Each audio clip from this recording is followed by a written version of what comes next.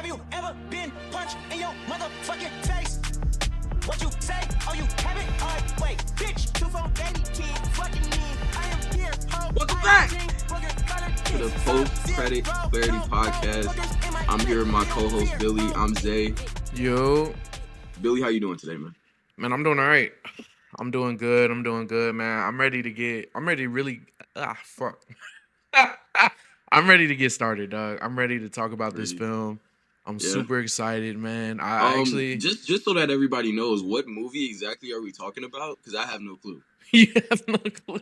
We're talking about One Battle After Another. This starring Leo, starring Tiana, starring, a new light-skinned face in the movie industry. I'm super excited, man. This watching this film was actually the first time that I was able to use my movie theater passes. Because remember, I work at the movie theater, so I watched this Regal VIP for absolutely free. And I do think that played a part into how great the movie was, the fact that I didn't have to pay for it. But, that was just my experience. I feel you. I think my experience was, this was the first time that I went to like a morning movie. Like I just woke up. Like a matinee. Yeah. I woke up. It was an 11 a.m. showing. I went to the showing. The theater it got mad people in there, you know what I'm saying? But it was just like, wake up, go see a movie, and then I go about the rest of my day, whatever I had planned. For sure. The rest of the day might have been the worst shit ever. But the movie part, that part was actual, cinema. I'm not gonna lie. Watching movies, like going to the matinee for movies, is always a vibe. At least for me, because like nobody's in the theater. Everybody that's working at the theater just woke up. They don't give a fuck. They give you extra, and they might give you a drink for free. Like they really do not care. They don't want to be there. You want to be there because you're watching a movie, but it's by yourself. It's an empty theater, bro. Those are normally like the best times to go. What was funny about that? What was funny about going to a morning movie is that I had to take an Uber there because I don't have a car or whatever. And I get there and the Uber asked me, he's like, "Yo, are you going to work?" Nah, nigga. Nah, I'm like going to see a movie. That's you why had I'm to tell him like, yeah, I'm actually like unemployed. Actually, Yeah, like this is actually, I'm actually going to watch a movie. I'm sorry that you had to Right, slave like, what the labor you fuck? and take me to enjoy myself. You should have lied to him. You should have been like, yeah, yo, I work at the movie theater, yo. You should have just lied to him. What's crazy about me, like him asking that question, is that I had a full like fit on. Like I had a full fit. You know what I'm saying? I came dressed for the occasion. So for him to ask me that, What did he look like? What did your Uber driver look like? he was like he was like a 45, 46, old head, black dude, had was bald and shit. You know what I'm saying? Had the gray beard. I was about to say the older people get, the more out of touch they are. He probably just thought like, oh, this is a stylish young man on his way to his great job. That's what he probably thought. And you were like, no, I'm actually about to just sit down for 3 hours and watch a white man There's no run away. reason for me to have this fit on other than like self vindication. I was about to say, you're going to a matinee, so nobody's gonna see this fit. Actually, that is crazy. No reason for me to have the fit on other than vanity, bro. Other than Yo, I think it's such a bro. I want the audience to know, and eventually, like y'all are gonna see this as like this pod continues in the pod. Like, and the more you watch this, both me and Zay are like have a slight bit of narcissism, and for him to wake up at, first of all, he woke up at 9 to get ready for this movie at 11. I know for a fact because he woke up at 9 in order to take a shower, get ready, and then call a Uber so that he can get there on time. So at 9 o'clock in the morning, somewhere in his mind, he was like, oh, bitches might see this fit. Yo, I don't know. I gotta come out the crib correctly. Bitches might see this fit. Yo. Oh man, I was thinking about that. I mean, when I got there, predictably there was no bitches. There was no bitches. There's never any bitches at the 11 a.m. showing of One Battle After Another. It doesn't happen, yo. No bitches. No. It was mostly like middle aged. There was one nigga that was a cinephile. I could tell because he was like, and this is why they did this shot like this. I guess he was talking to his girl or some shit like that. That's He did that insane. throughout the whole movie, by the way. For 3 hours is insane. Eventually, at a certain point, I'd have been like, "Yo, shut the fuck up." He was like 2-3 rows behind me. I wasn't about to, Nah, you gotta turn around. Yeah, that's when being black is amazing, because hmm then you can just turn around and be like pseudo aggressive, and then they'll sit down and be like, "Oh, my bad, bro." Yeah, You is right. You is right. you gotta leverage it. I know you're light skinned. I know as a cartoon you're not light skinned, but in real life you are. Like, we actually darkened you for this show, but I do think sometimes you gotta leverage your blackness, yeah. But one battle after another, man. I'm excited to talk about it, bro. Yeah, and apparently we have a fan calling. Do we know who Yeah, I this think we is? got yeah, man. Ford from Potty Mouth, man. He's a big cinephile, bro. He does a Twitch Wow. stream. He does a podcast, and he told me he was gonna call in. I think that's actually him on the phone right now. So it's like a up and coming youngster. Yo. Yo, what's up, Ford? Yeah. Oh shit. Yo, what's Yeah, up, no, I, bro? I, I Can can you hear you. hear I just us? got out of watching one battle after another. I wanted to talk about it with y'all. Is that? Y- Yeah. Just now. I'm very excited. I'm very Nice. Yo, excited. look at I'm him Nice. very committed to excited. the game, yo. He's Wait, so committed. wait, hold on. Yeah. Y'all recording? Is How it cool? special? We just kind of talk about the movie. Yeah. Okay. Nah, we're not recording, yo. All right, bet. No, bro, this movie's special, man. This movie's special. Special. What are your initial thoughts coming out of the Um, movie, man? it's I'll be honest with you. The first time I saw it, it was a little overwhelming for me. I realized with a lot of like great movies, when I watch it the first time, and I get really caught up on like what the story is, I'm not really like taking the movie in. I'm Right. just like, what the fuck is gonna happen next? So the first, Right. Mhm. You're enjoying it as is, and then the times after that, that's when you give like absolutely, real that's why I critique and get stuff locked like into that. like what's actually going on. Because once you know where it's ending, then I can really like sit back, relax, and like take it in. But even with that, when I first saw it, I'm Right. like, that's a fucking, to me that was like an instant like classic to me. As soon as I saw it, it was one of those movies that I'm like, Mm, this shit is gonna be rewatchable. I can already tell. There's great characters on here. There's great yeah, set pieces. I'm like, I will be rewatching this regardless. for You sure. know what it reminded me of? It reminded me of like when you were a kid and there was like a movie that was always playing on cable or whatever that will replay over and over again, and you just Yeah, kind of it kind of ingrains yourself into your mind. It's like this is what a movie's supposed to be. That's kind of how I felt about this one. It's like right. this is kind of like the perfect movie. It's just like Mm, as far as movies goes, it's just like yeah, what you think about. and it's funny you said it had the perfect set pieces because like a report came out that this film actually was shot like on location for every single one. Like there were no sets that they built in a studio or anything like that. Like all of it was in real life places that they went out, scouted, found, and filmed in. So that I think that added to the greatness of the movie, but also like grounding it a little bit. That these are all real places that are like able to be touched and stuff like that. I do think that was like a good part of the film. Zay, what were your like initial thoughts coming out of the film? Okay, so just a little bit of context. I had never seen a Paul Thomas Anderson movie before I walked into this, but I know that, considering Paul Thomas Anderson's like, the way that he's regarded by cinephiles, I just knew I was like, okay, this is probably going to be a movie that I want to see first weekend. I want to lock in on. I really do like the cast that was in the movie, so I had high expectations, and I think that this as soon as the first scene came up and Leo was kind of doing his like crazy loner shtick that I love. Honestly, I love when Leo does that. Yeah, I knew that this movie was gonna be a banger. I knew that this movie was gonna be a banger as soon as I saw that first scene. And then walking out of it, I don't think it lost me at any moment. Emotionally, I was invested. Visually, I thought the movie was really impressive. I don't for think sure. that part gets talked about as much as far as I'm seeing like online. Like a lot of people are talking about the performances, Yeah. the writing, but visually the movie is like beautiful. So yeah, those are some of my thoughts. We could get more into it. What about you, Billy? Honestly,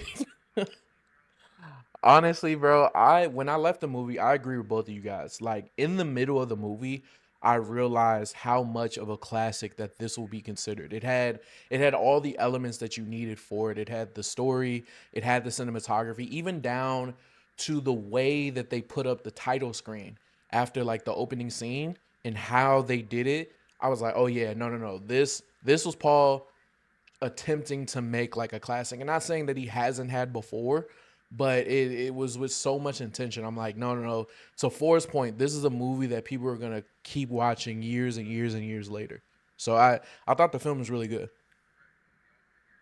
Correct. So y'all want to get into like plot, and shit. Oh, plot and shit. Plot yeah, and shit. Yeah, for let's sure. get Go into ahead. plot and Lead. shit. No, I'm excited Plot to and get shit. Plot into and Yeah. shit, plot and Go know ahead. what Lead I'm us saying? off. Wait, Zay. hold on. Wait. Go ahead. Hold Lee. on. Before we get into actually no, you know what? I'm just excited. I'm just excited. No, got out go of the ahead. movie, but I'm gonna let y'all cook. I want to hear what y'all say. No. Go ahead. What were you gonna I say? actually forgot. That's why I was reverting back. So go ahead, Zay. Nice. That's what the fuck I'm talking about. Interrupted for no reason. Let's go. Okay. All right. So we start off with first off, we see my guy Wood Harris. Shout out to him. That's one point. That's one point I want to make. This movie is actually black as fuck, Oh, and that's okay. another Low reason why key. it's so good. Low key. And Why it's so good. what's funny? I seen somebody say this on Twitter and I thought it was interesting. To where they said that let me pull it up. I think I didn't save it. I'm dumb. But basically they were saying how Paul is married to Maya Rudolph, has 4 kids, and like has 4 kids with her, and most of his films aren't like starring black people. And so this was the first one that like had a lot of, obviously he had films with black people in it, but this was the first one where it felt like there were a lot of black characters, one in the background, but 2 also in the forefront with Tiana and light skin Whimsy. I forgot her Chase name. Infinity. Chase. I know her By name. the way, Yeah. the greatest name I've ever fucking heard in my Nick? life. Chase Infinity. Chase Yeah, no, Infinity that's a is an fire name. insane name, bro. Did she make that up? Is that her like government name? I think that's her real name, bro. Like That's dead insane. ass. Talk about like By the way, destined for greatness. did y'all see Chase the Zendaya Infinity. sent her like a fucking bouquet of flowers? Bro, Yeah, passing the yo, torch, lights, bro. That was Bro, so Passing fucking the yo, light funny. skin she is- torch, yeah. yo. We here, yeah. Chill, bro. They biracial, bro. We gotta. Light But skins and what you biracials mean? is Like separate. they still light skin, yo. Light Yeah, skin Whimsy, bro. yo. We here, yo. Nah, I it's think separate, Zay's bro. doing It's, Yo, that. Chase, it's separate. I see yo, what Chase Zay's doing. He don't want to Infinity. be called biracial because he is light skinned. Yeah, facts, bro. It's been a lot of times in my life where niggas are like, you have a white mom, right? No. Yo, I do feel like you do No. give off white mom energy. Oh shit. Yo, Oh, why he First, do I that? don't. fuck. Yo, Ford, you we're got- about to bad, hang I'm up on sorry, you, I'm sorry. Ford. You Chill, calling into yo. our podcast I'm sorry. saying I I'm got a sorry. white mom and No, you I good? just Yo, Ford, mind you, Ford is Dominican, by the way, and No. he's saying this, yo. Cancel Right, him, he's yo. not. This nigga, by his that words, is he's not not true. black. I I've think he's always black, but by I've his always said words, I'm he's black. not What are you accepting. talking about? I'm gonna bleep this Let- out. I'm gonna bleep this out. Ford owns guys. All right, come on, bro. No, I didn't, yo. What's up, bro? Ford. That is a lie. Ford. That is a lie. It's a false narrative. Yo. Bro, hold on, yo. Like, what are we? Come on, bro. Like, I'm just saying. All right, I'm driving this back to Zay. Yo, Zay, you should have never said that people thought you had a white mom because that shit makes so much sense in my head, bro. It's like a puzzle piece just got completed. All the pieces were there, but I just needed the corner piece. Well, that's the easiest part. You know what I mean? Like the middle. Yeah, for sure. Go ahead, Right, though, can we Zay. get back That to the was- movie? that was a little- Go ahead. No, listen. Top three light skinned biracials: Zendaya, Chase Infinity, and Zay. Nah, Come for on, sure. bro. I think that is like the certified W. list. I think they all have white moms, by the way. So Yeah, I think that's like, I absolutely. think that's a great list. I think Zay's above Doja Cat, to be honest. Yeah, Doja Cat. We could have a Doja Cat. We could have a whole separate Doja Cat conversation. She be showing feet in the wrong chat rooms. Like Yeah. that's a whole separate conversation. But Yeah, I don't think Zay, Zay has done that. yeah, Zay, go ahead. Regale the opening scene for us. My bad, Right, yeah. right. Let's talk about the movie. So we open with Leonardo DiCaprio, Tiana Taylor, the Revolutionaries. Yeah, We got Wood Harris in there. Regina Hall is there. for sure. All the all stars, man. All the all stars are here, and they're devising the plan to get our immigrants out of this ICE camp. And in this first scene, I thought that it was interesting that like I think that Tiana Taylor and Leonardo DiCaprio kind of played this like they were Mr. and Mrs. Smith. Like on the Mm, mission, it don't feel like they're in a relationship. But as soon as you get out of the mission, you can immediately like see the chemistry, and you can see like them like kind of like turn it on as they get out right. of the mission. But how did y'all feel about this first scene, seeing all your old friends back together? I'm gonna let Ford go first. Well, I think you know, this opening scene is pretty interesting. First of all, I mean, it's kind of bracing how immediate you get shown, like you said, Zay, like the ICE detention camp. Like it's the second shot of the movie. It's like Tiana Right. Taylor overlooking, like, you know, this ICE detention center, and immediately it's like, wow, this movie couldn't be more like prescient. Um, so it does like catch you immediately. You're like, okay, we're dealing with some real shit, and then you get to the actual mission. And I was gonna say, in terms of like Leo and Tiana, like, am I under the wrong impression that like that was the first time that was like their meet cute in a way? I don't think they were together prior to that scene, right? So no, so they were. So Okay. it was established that they were in a relationship. So what that scene was, and which is why I love it, it was almost like Leo was auditioning for the group. Cause when he Yeah, got there, his energy was his literally I wrote it down. I think his like one of his first words was like first words to Leo actually were impress me. And so to me, that Mm. showed like how inexperienced he was in just this version of being a revolutionary that they've like grandized throughout the film. And that's something that I think they attacked throughout the entire film was different versions of being a revolutionary. I think throughout the film we see three distinct versions. And eventually through this conversation, like I'll break them down and stuff like that. But this first version being the chaotic one, and having Leo be so nervous and having this expertise that they need and wanting to impress this group because he feels so attached to the cause. I thought the way that they did that was amazing. I also want to say that the way that the movie you said it displays like three different types of revolutionaries. I think it also like critiques revolutionaries correctly on For sure. almost like every front. They critique revolutionaries correctly, say you can do this better, but it also doesn't like exalt the other side, kind of like other movies do. I Right. don't know if y'all seen I don't know if y'all seen like Don't Look Up or some shit like that, but Yeah. Don't Look Up is so like compared to a movie like this, the past Leo role, Don't Look Up is like so like minor and so like doesn't it's so surface level when it comes to Yeah. the critique of like politics and like what we should be doing, what we're not doing, you know, and then One Battle After Another is so like deep and enriching when it comes to like exactly the message that we're talking about. For Yeah, I sure. mean, don't look up to me as like that. You know, it's funny because that movie is actually like preachy, versus like this movie where I think it's all driven by character. I feel like in this movie rather than like Correct. this ideology that like you can feel Adam McKay's thoughts on the movie as you're watching. You're like, okay, this is how he feels about it. Versus, I think this movie, you can kind of get a glimpse of how PTA feels about all this, but it's all told through the just like, what would this character do? What would this character do? Which I think makes it feel Yeah. more authentic. For sure. For sure. Any other thoughts on like that opening scene for? Well, you know, it's I have like bigger like thoughts on the movie that I For don't sure. know when is gonna be like I guess A appropriate good to like time dig to into it yeah, because I think this is I think I know the scene. If we're going plot wise and we're doing like a plot recap and we're going through the movie, I think I know the part that I want to talk about because I think it's gonna be very important. But yeah, in terms of the opening scene, oh by the way, we didn't even mention in this opening scene we get the first glimpse of what kind of the sense of humor of this movie. And I want to ask, how do you guys? Because it kind of it's a weird one. Like yeah. when Tiana Taylor Perfidia by the way, I want to drop this right here in case I forget. Perfidia apparently it comes from the word perfidy, which means treachery, like being Mm, treacherous.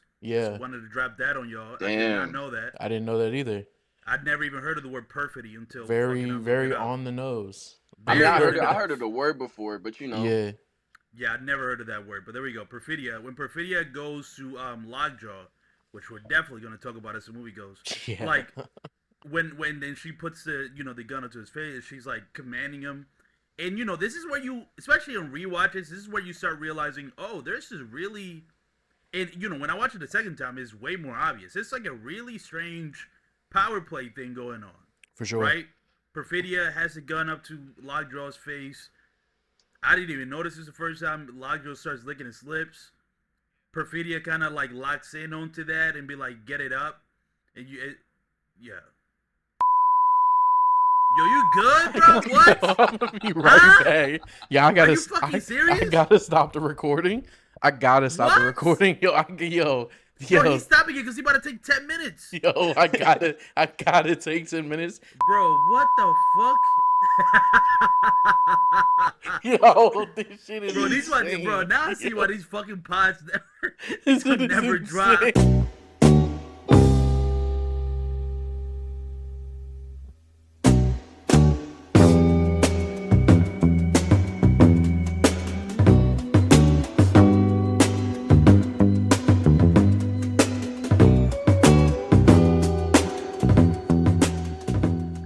So yeah, when Tiana Taylor is telling Lockjaw, Sean Penn, like, get it up, right? Like when he says that, Yeah. I was a little confused because I just at that point I wasn't aware of, I didn't understand the sense of humor in the movie. I didn't realize that shit was supposed to be it's like satirical and funny. But the movie started with that scene of like his boner and her Yeah. walking him down. I'm like, what the Yeah. fuck am I watching? It was such a like strange opening. Which, you know what's funny? Literally the first thing that we seen in the movie was Tiana Taylor like walking down the highway looking like incredibly sexy. And the first thing that popped in my mind was Tiana too sexy to be just like a stealthy person. Like, what's going on? And then for the next 15 minutes, Paul was like, no, I agree, actually. Here's a couple of scenes where she's wilding. And I was like, all right. To your point, I was like, wait a minute. Isn't this a film about Leo? Like, when like, Right. wait a minute, yeah. But you yeah, know what? I was just gonna say, what's interesting about it? It's interesting to hear your perspective specifically because you're saying like you're kind of saying like what the fuck is going on, and you think or you perceive that scene as meant to be funny and satirical, which I think it kind of is meant to be funny and satirical. But while I was watching that, I was kind of appalled a little bit, not because it's a bad scene or because of anything like that, but because it harkens back to like slavery owners being turned on by like their slaves, and that's kind of how I felt about the situation. It was like an oppressor, a guy who's like in charge of all this shit. He has like an institution. He's he has these ice people in cages, and this woman has a gun at him. She's barking orders at him, and the only thing he can do is like get hard. You know what's funny? well, To she your tells him point, to get hard. well, yes, she tells him to get hard, but to your point, Zay, that's a critique I had like later in the film as we get to know Lockjaw's character more, was like, oh, him sexualizing Tiana still align, even though he looked at it as a bad thing eventually down throughout the course of the film.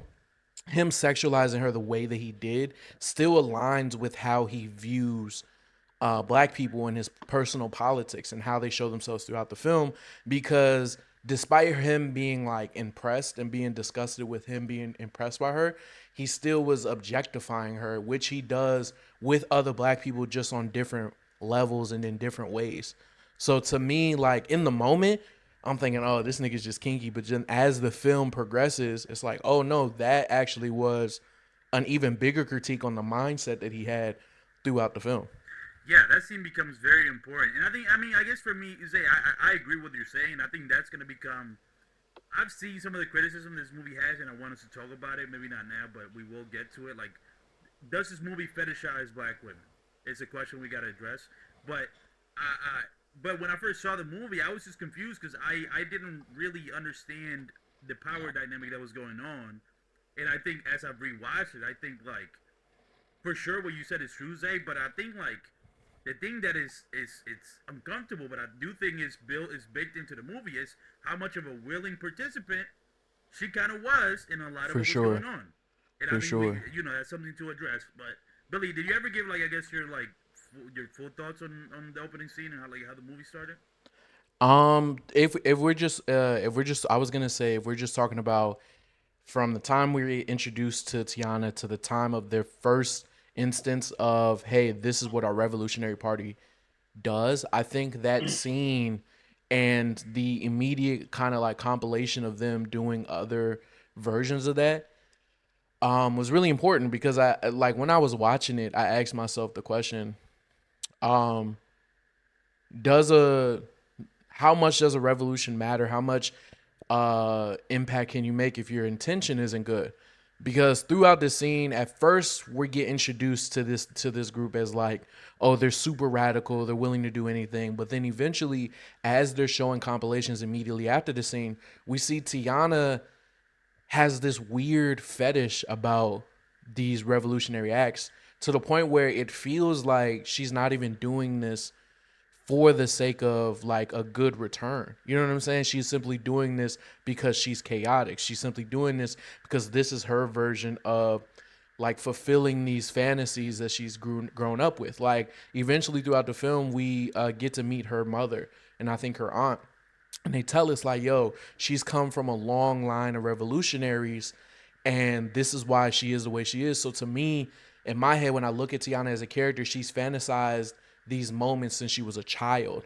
And so for her to do these, it doesn't feel like she's doing them out of the intention of, yo, viva la revolution. There's a constant bastardization, I would say, of Gil Scott Heron's The Revolution Will Not Be Televised throughout this film. And to see her in that one scene, again, this is still like within the first like act of the film where she's telling Leo, no, let's have sex while the thing is blown up. And Leo's like, no, nigga, we gotta go. You know Right. what I'm saying? It's like, it comes to question. This is what I said when I said we see three different distinct versions of what a revolution looks like. And to me, her version of it is the version that's like, it makes a lot of noise, but what does it actually do outside of create this chaos?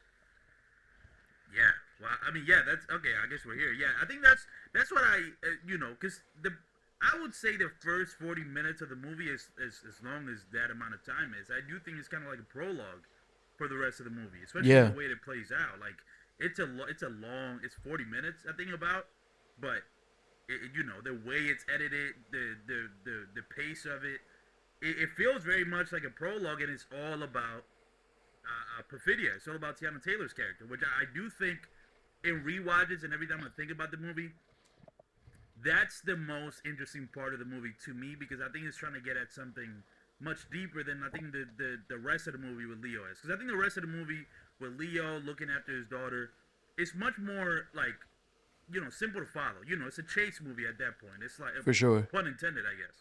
But like they're just looking for the daughter, and Leo's trying to find her. Everybody's trying to find the daughter and Leo, and they're on the run. It's one battle after another. It's a title. Yeah. So that's much more like the blockbuster part of it. But I think the most challenging part of it is actually the prologue with Tiana Taylor because it does show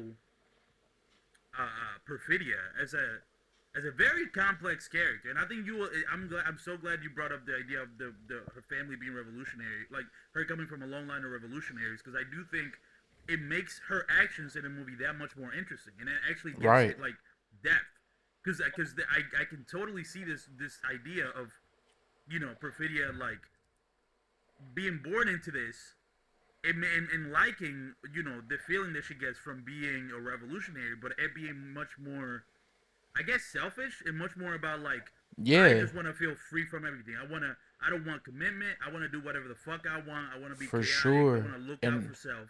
And to your point, I think her bastardization of the revolution is in line with how they presented Gil Scott Heron's The Revolution Will Not Be Televised, because that entire piece by Gil Scott is really just about like a deep personal change and how like change happens inside first. Like you have to understand who you are, what you're doing, and everything that comes with that. And like change and stuff cannot be just passively consumed or consumed through the likes of media and everything. And you can see that Tiana doesn't do that. She doesn't have this internal dialogue with herself that she's doing wrong. Even after she again, you can tell that this revolutionary life is surface level, because eventually she goes on to go against everything she preached, fold immediately. And that's another thing that I wanted to talk about throughout the film, because she's not the only person that does that within the same group.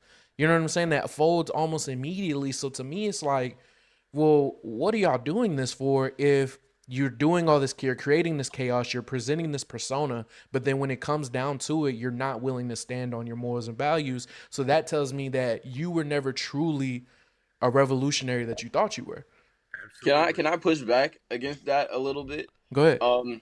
I do agree that the movie critiques like revolutionary idealists in the way that the way that the movie presents those first revolutionaries, they're like, oh, these are the people that you should aspire to be a little bit. And it's kind of doing that on purpose to like subvert your expectations of when Tiana does eventually betray. For sure. But I don't think that means like they were never I don't think that means that they were never the revolutionaries they thought they were, because as we can see later on in the movie, the government uses like nasty, slimy tactics to really get these people to, break out of their shell. They're not just like hurting them personally, they're hurting the ones around them. Can I So give it's pushback like, to that when you're yeah, done? go ahead. No, I was going to say, you're absolutely right. I don't think everybody within this organization is this like pseudo revolutionary putting on a persona.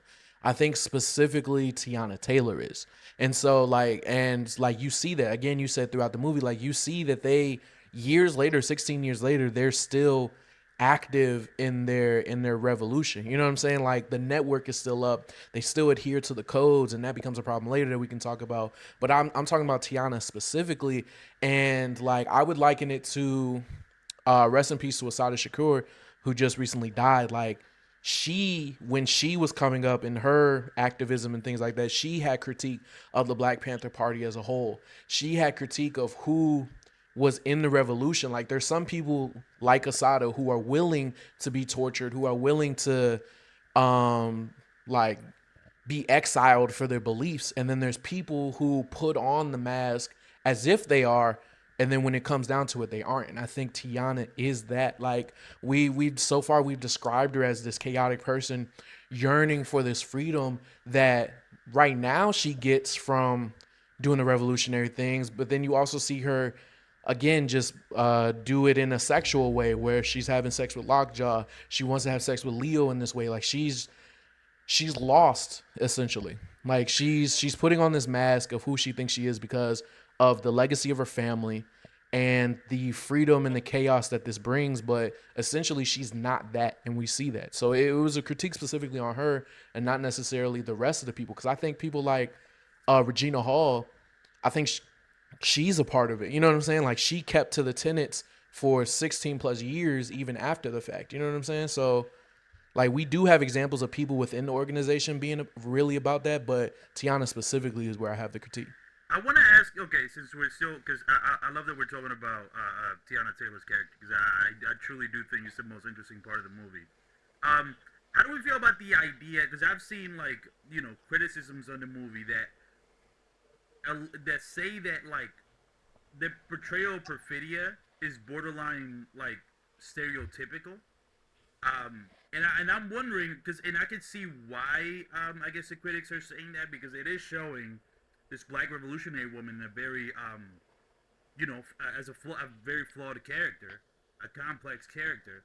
And I think some people will feel uncomfortable by that because they feel like it's not a good representation of it's not the best representation of what that is, and therefore maybe it can lead people to thinking that this is how it actually is.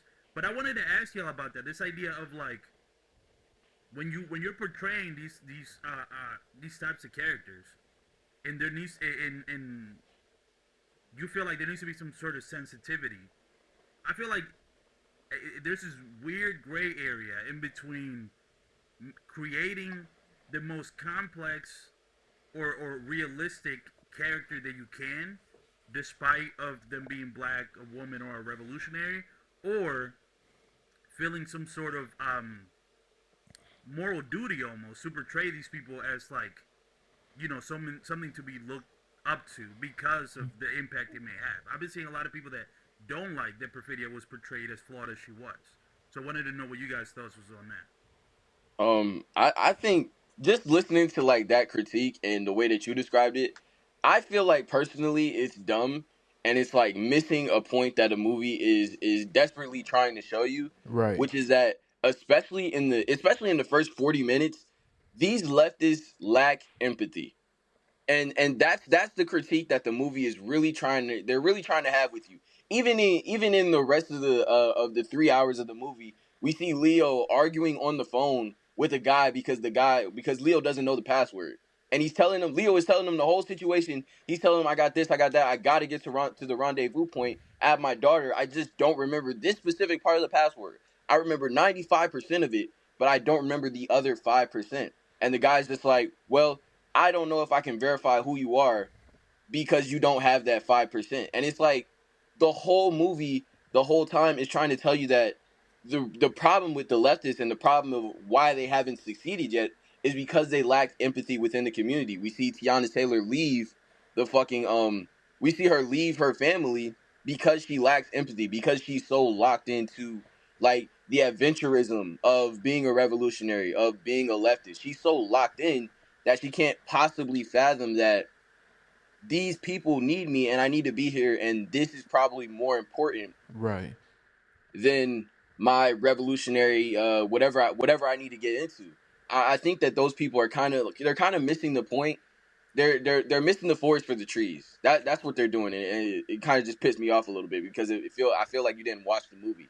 I definitely agree with Zay, and then I would also just add that, like, when people, specifically black characters, a lot of times we ask for complex characters, but we don't understand that complex characters aren't necessarily good. You know what I'm saying? Like, you can't put complex characters on a pedestal and like look up to them. Complex characters are like live in this gray area of good and evil, and you know what I'm saying. So like, we ask for these complex characters but then critique the way that the complex characters are given to us.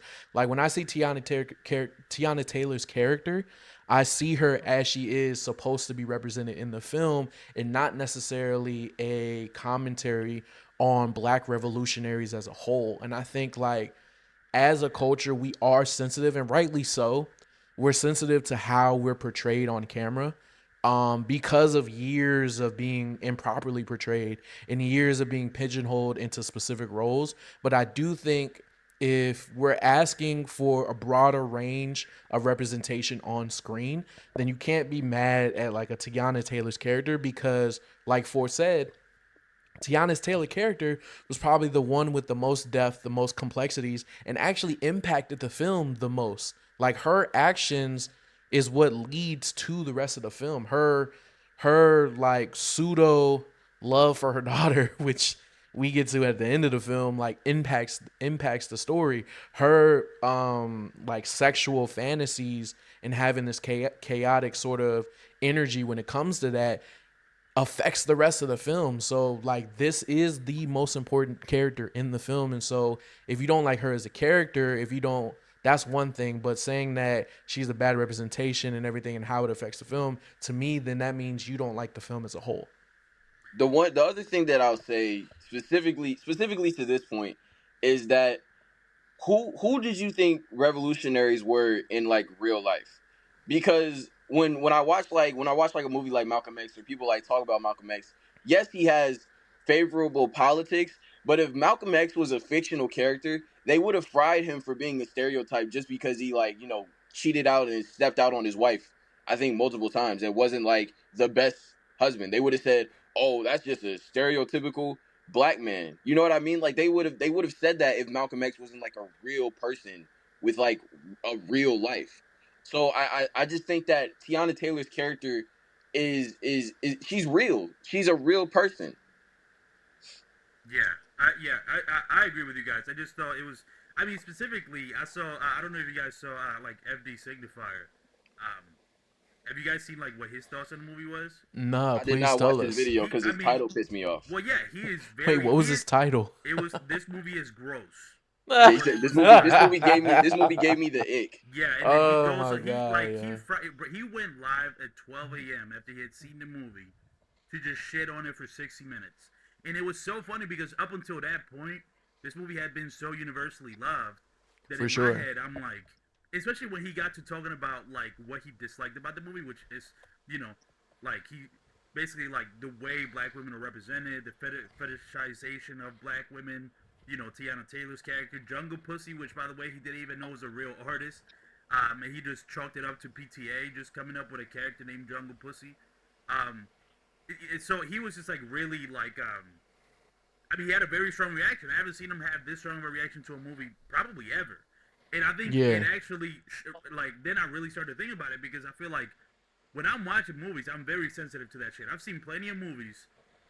A recent one is I saw the TV Glow, which, it's a great movie. It's a trans allegory movie from A24 that came out last year or 2 years ago.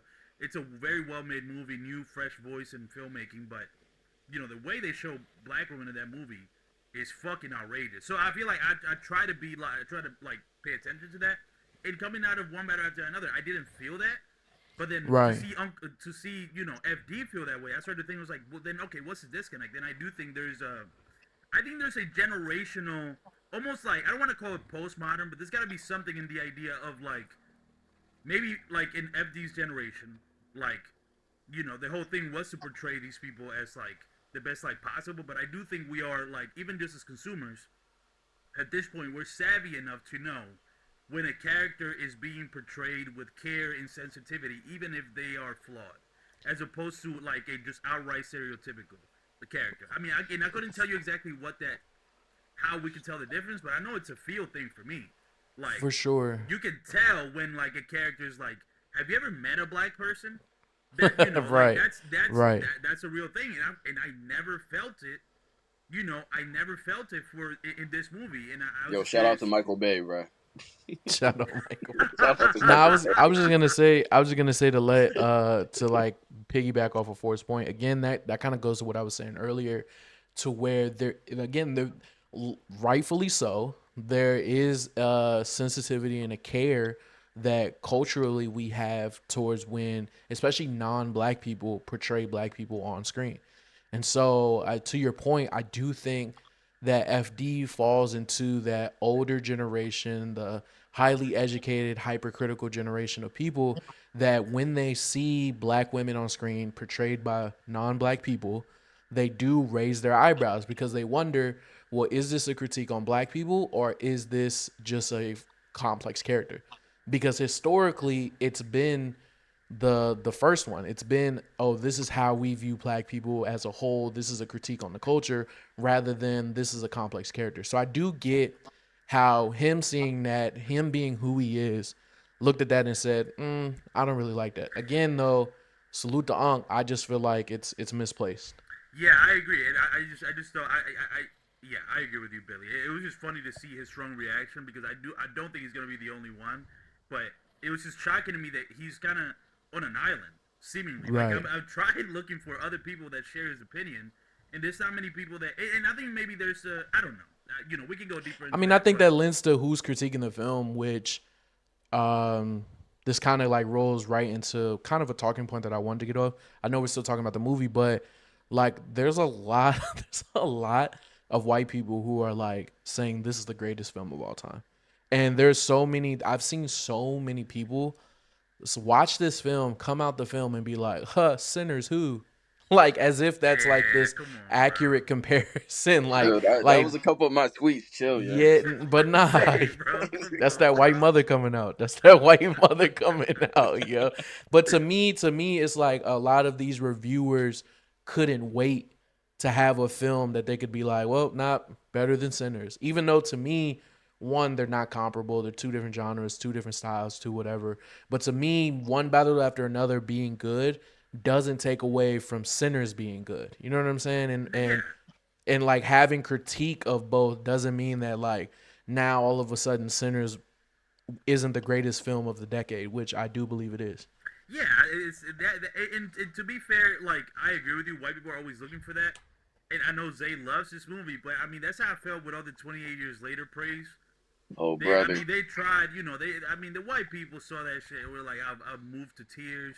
you don't This get is it. this is like I'm so touched, and I'm not speaking on the quality of the movie, saying whether it's good or bad. I'm just saying white people were looking for that movie. They've been looking for it all year.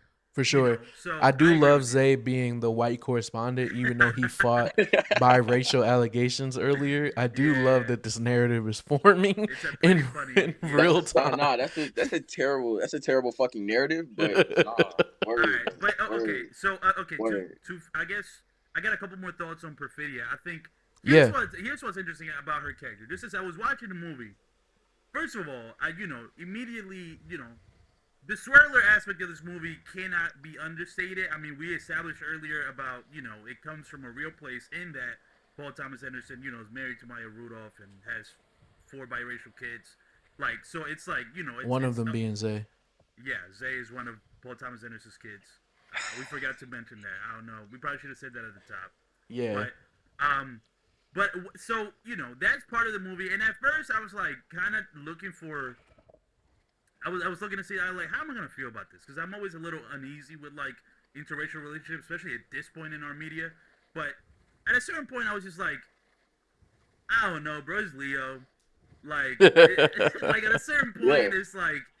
And Leo transcends whiteness, in my opinion. It's Leonardo DiCaprio, yo. Like that's one of our goats. I do have like a thought on that. Like I do think Perfidia choosing Leo, who is the character he is, I do think that's a part of her like pseudo revolutionary spirit. Like for her, like to me, it screams, of course I'm a find the one white guy who lines up with my ideals, because who are you to tell me what to do? Like I feel like that's her character, like in a nutshell throughout her time on screen. It's like, no, I am who I am. Who are you to tell me I'm not? And we see that in everything that she does. And not only that, but then even when she's dealing with like this postpartum that she's doing, and Right. how that makes her again double down on her chaotic energy, and eventually leading to her arrest when she does like that last little heist slash protesty, I'm so you know what I'm excited to saying, get to thing. that scene. I have a lot of thoughts on that scene. But yeah, I mean, yeah, I agree with you. With like that's all built into the character, and so the interracial part of it, I was like, I was fine with. There's 2 things that bothered me with like, with that though, with the interracialness of this movie. First of all, Paul Thomas Anderson, I know was being a troll when he made Wood Harris kiss that fucking Heim sister. I mean, we did not need to see that, bro. You know what's was crazy? I crazy. forgot about that. I That forgot shit- about that too. That shit pissed me off. I've seen the movie twice. I'm like, yo, you did not. I physically recoiled. I'm like, because Paul Thomas Anderson has been accused of being kind of like an edgelord kind of filmmaker, especially when he was younger. And for the most part, I feel like this movie he's kind of pretty mature. But that was the one moment that I'm like, that's you being a troll. That's you knowing that you're making Wood Harris kiss a fucking Heim sister. So that shit was it was amusing. I'm like, I didn't need to see that, bro. But the other part of it with the interration is that, like, even beyond that scene, actually, like, since we're talking about Perfidia being a flawed character, I think, to me, the craziest revelation to me of, like, what really makes Perfidia kind of a really complex character, and almost a character I'm not gonna say she's a bad person, but it's like the thing that made me turn is like when I realized the whole thing of Perfidia pegging Lockjaw, and then you cut from that scene to her being pregnant, and most savvy viewers, not me, just immediately put together that was his kid. Immediately. Like the twist, I'm like, I was too locked in. I was like, I was such a dumb audience member. I was like, whoa, what? That's his kid? Like, Nah, I ain't put that. Honestly, I was coping. I was like, I'm praying to God that like that's because she only pegged him.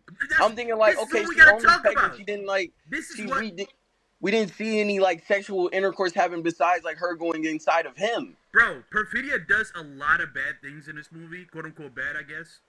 But the worst thing she does is somehow from her pegging Lockjaw to her having a kid, there must have been like semen that went in at some point that was consensual, and that's the craziest thing that she does in this movie to me. The Right. mental image of Lockjaw coming in Perfidia is one of the nastiest images of like it's not even shown on screen, but it's just like I can't stop thinking about how fucking crazy that is. And speaks to Perfidia in many ways, liking the power dynamic she had with Lockjaw, and Yeah. obviously she's shown as a hypersexual being in the movie, which I can see people being like, oh, that's stereotypical, but it's also like, why can't a black woman be hypersexual? I don't, it's like it's this weird, back and forth that you can do, but that was the moment to me that I'm like, that's fucking reprehensible. I don't know if I'm alone in that. If I could say, and this little tangent that I'm about to say is gonna be more so about like Sean Penn's character, and it's gonna be more about Lockjaw. Relating back to like what we talked about earlier with FD and him saying that this movie fetishizes like black women and shit like that. I think that it's not more so, this movie is not about like the fetishization of black women, but it's like a character study on like white performance of masculinity and what they do behind closed doors, because there's like I think there's like a lot more like white cucks that like their wife to be fucked by like black men, and they like to Absolutely. watch that shit. So, coming into this movie and knowing that information and knowing that Lockjaw is also one of those white cucks. I mean, especially when we haven't even gotten to this yet, but the Christmas adventurers, when they're all introduced, he's Man, what? absolutely like, he's absolutely a loser. Absolutely a loser. Absolutely likes being fucked in the ass. Totally his thing. Totally Let's not his thing. equate. I mean, I will say let's be careful with equating. Yeah, yo, being a don't loser kink to getting fucked shame, in yo. the ass or Come being on, pegged. yo. Let's not go too Well, crazy. him specifically. Yeah, I'm frying him no. specifically because he's Yes. white and he's I agree. yeah. I But agree. white people, they do have that thing to where they're way, or at least white men, it's like a weird thing that they do where they're way more into like the gay shit. Respectfully, like no diss to the LGBTQ. This is not a Jose, diss. you This good, is not a bro? diss. But white men are way more into like that fake gay, but actually really gay shit.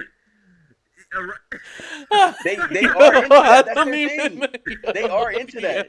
I see. Listen, I think it could be said better, but I completely get you. Nah, I I get know what exactly you're what you're saying, Zay. I know exactly what you're saying. saying. Yeah, I agree. That's true. Yeah, it definitely shows, Lockjaw as a loser for sure. But I think this is why I want to talk, because you mentioned the Zay, you mentioned the fetishization, which I don't know if you fully like talked about it directly, because I do think like this movie, by way of Lockjaw, this movie. So I'm conflicted about this because I was thinking about it. I was like debating with myself. I'm like, people are saying this movie fetishizes black women, and I'm like, immediately when I hear that, I'm like, well, I mean, it's the character. I mean, it's intentional that Lockjaw is fetishizing, Tiana Taylor or Perfidia. Yeah, to your Not- point, that's a part of his contradiction as a character. Like Right. to Zay's point, to your point, Lockjaw is this person who aspires to be a specific type of man. And despite his aspirations to be a specific type of man, he isn't. You know what I'm saying? He aspires to be this white supremacist with all these connections and in this upper echelons of people, but deep down, he's having sex with black women. He's getting pegged. He presents himself as like the people who are in that upper echelon see him as lesser than. You know what I'm saying? They almost Absolutely. see him obviously not on the same level, but the way that they see him is the way that he sees the black people and the other minority groups that he's Yes. around. And so I do think it makes his character such an interesting one to where throughout the film he has this aspiration. You can see that his aspiration to be this man drives him in such a different way. Like we'll get to it later, but the scene where he's like gets into a full accident and somehow he's still alive marching down the road. You know what I'm saying? Like Yeah. this fuels him further than most people will ever go, yet it's still not satisfying because he's not who he truly is. He's still aspiring to be this version that he'll never attain. Yes, exactly. And I do think, to Zay's point and your point, Billy, that's a reality with a lot of these type of white men. I mean, this is just how it is. Like, the more kind of like outwardly kind of racist they are, the more it's like they have these fucking weird kinks and fetishes. But I will say, just final thoughts on the fetish thing. But like, you know, could somebody? How do you guys feel about this idea that I thought of, where like, even though there's context to the quote unquote fetishization of perfidia in this movie, in that a fucking loser, bad character is doing it, the movie is still fetishizing black women, and like, just by way of that's what's happening on screen, and I feel like, so when people criticize it, I'm like, I think a part of it is fair because it is actually happening, and I'm not gonna lie, I saw a quote from Paul Thomas Anderson where he was asked about like working with Tiana Taylor, and you know, the quote started pretty well. He's like, Tiana Taylor is a filmmaker, she's not an actress. Yeah. You know, she's like, she knows her way around the sets. And then it takes a turn in the second half where he started talking about, I love the way her face looks on the camera, like I love photographing her, and I'm like, okay, all right, that's where it started to be a little, hold on, bro, I was defending you, but it's like, it does sound a little fetishy, you know, when he starts talking about photographing her, but, you know, I do think that's still in the text of the movie, and I wouldn't be surprised if a character like Sean Penn, the way he's fetishizing Tiana Taylor, in many ways is kind of like him critiquing himself, because he puts a lot of himself into this movie, so, For sure. regardless, you know, I do think that is a valid observation that it happens in this movie. I just think, like, again, going back to us just being savvier as viewers, like, I think we can differentiate when it's like for a plot reason, or there's like a character is doing it as opposed to like the director, you know, or like this is how the movie actually feels about black women. But that's all I have on that, to be honest. And one final scene before, because we still been talking mainly about the prologue, which is this is what I love. I could do a whole podcast just on the prologue. The last thing I wanted to say about it is the scene right before we do the time jump with the bank robbery, which is probably one of my favorite scenes and sequences, because it starts off with Jungle Pussy coming in, gets on top of the, you know, she gets on the stand and starts doing her monologue, which, if you don't know that Jungle Pussy is like a real artist, and that's just her artist name in real life, you would be like, what the fuck is Paul Thomas Anderson on? Which I think is what happened with Uncle FD. But when you know who she is as an artist, it's like, oh no, like, I could immediately tell PTA was just like, hey, Jungle Pussy, do what you do. Hey, Jungle Pussy. That's how he referred to her. Hey, Yeah. Jungle Pussy, Miss Pussy, just get up there and do your thing. And I can immediately, to me, like, without even knowing a lot of her music, I can tell that's what was happening. But there's this really fun inversion that happens in this scene that is where I actually like really liked into the movie and what it was trying to do, because she's doing this whole monologue. It's kind of a little bit cringy, to be honest. To me, it's a little kind of like, you know, like, what are we doing? This is a bank robbery. Why are you just like, look at this face, you know, like all that. You know what's funny? I think that lends to that bank robbery as a whole being so far up into that bank robbery, we've seen what we assume is very planned out actions. Yeah. And then you get Tiana in a moment where, again, her selfishness outweighs her duty, which is to be this revolutionary. And she plans this like off the cuff bank robbery. And so I think that scene kind of lends to just how chaotic and off the cuff it was. I don't think she does that speech if they have everything planned out specifically and how it's supposed to go. You know what I'm saying? Because even mid speech, she like Tiana shoots the security guard, which of course is unplanned. Everybody is shocked by that. And like, it just throws everything for a loop. Like, all of it as a whole was just so, again, chaotic. I keep using that word. That's going to be a consistent word throughout this thing, but chaos. Yeah, no, but I'm so glad you got to that, Billy, because that's where I was heading. I'm like, that's where I liked into the movie, where it's like this is like this kind of idealistic kind of. Zay was talking about this earlier about like this like revolutionary idealism, right? And that's kind of what she was performing in that moment. And the moment Tiana Taylor shoots the security guard and kills him, and Jungle Pussy's just mortified. I'm like, that's what the fuck I want to see. Now we're like, that actually got me excited because I'm like, okay, thank you. There's like, it's actually revealing a much more realistic and like upsetting version of this thing that we, or maybe not we, but just in general gets, fantasized about in media. And the moment that happens, I'm like, okay, now I'm locked in. And I think, and from then on, I feel like the movie doesn't let up. But I want to know what Zay thinks about that robbery scene, because also filmmaking wise, some of the craziest car crashes I've ever seen in a movie. Yes. I felt that shit. I thought I was in the car with him. The way that shit was filmed was incredible. But Zay, what did you think about that scene? That's the one thing. I think that in this scene, what kind of, if you just want to talk about like filmmaking wise, I think in this scene is the first time that we hear like a gunshot in the movie. Am I wrong? No, you're wrong. What? I'm wrong. It's the first. So what they did in that scene was they did make the gunshot feel like heavy, but we've had shooting scenes before. Like there was a shooting scene when they went during their first interaction when they were shooting out the window. There was a shooting scene where she was practicing shooting while she was pregnant, again showing depth of her character. But that, to Zay's point, was the first time we heard the gunshot kind of echo through the theater and feel like it's right in our face. Like when that gunshot happened, I kind of like flinched in the theater. Well, yeah, so that's what I really wanted to talk about, really. Yeah, I think that's the first time somebody gets killed.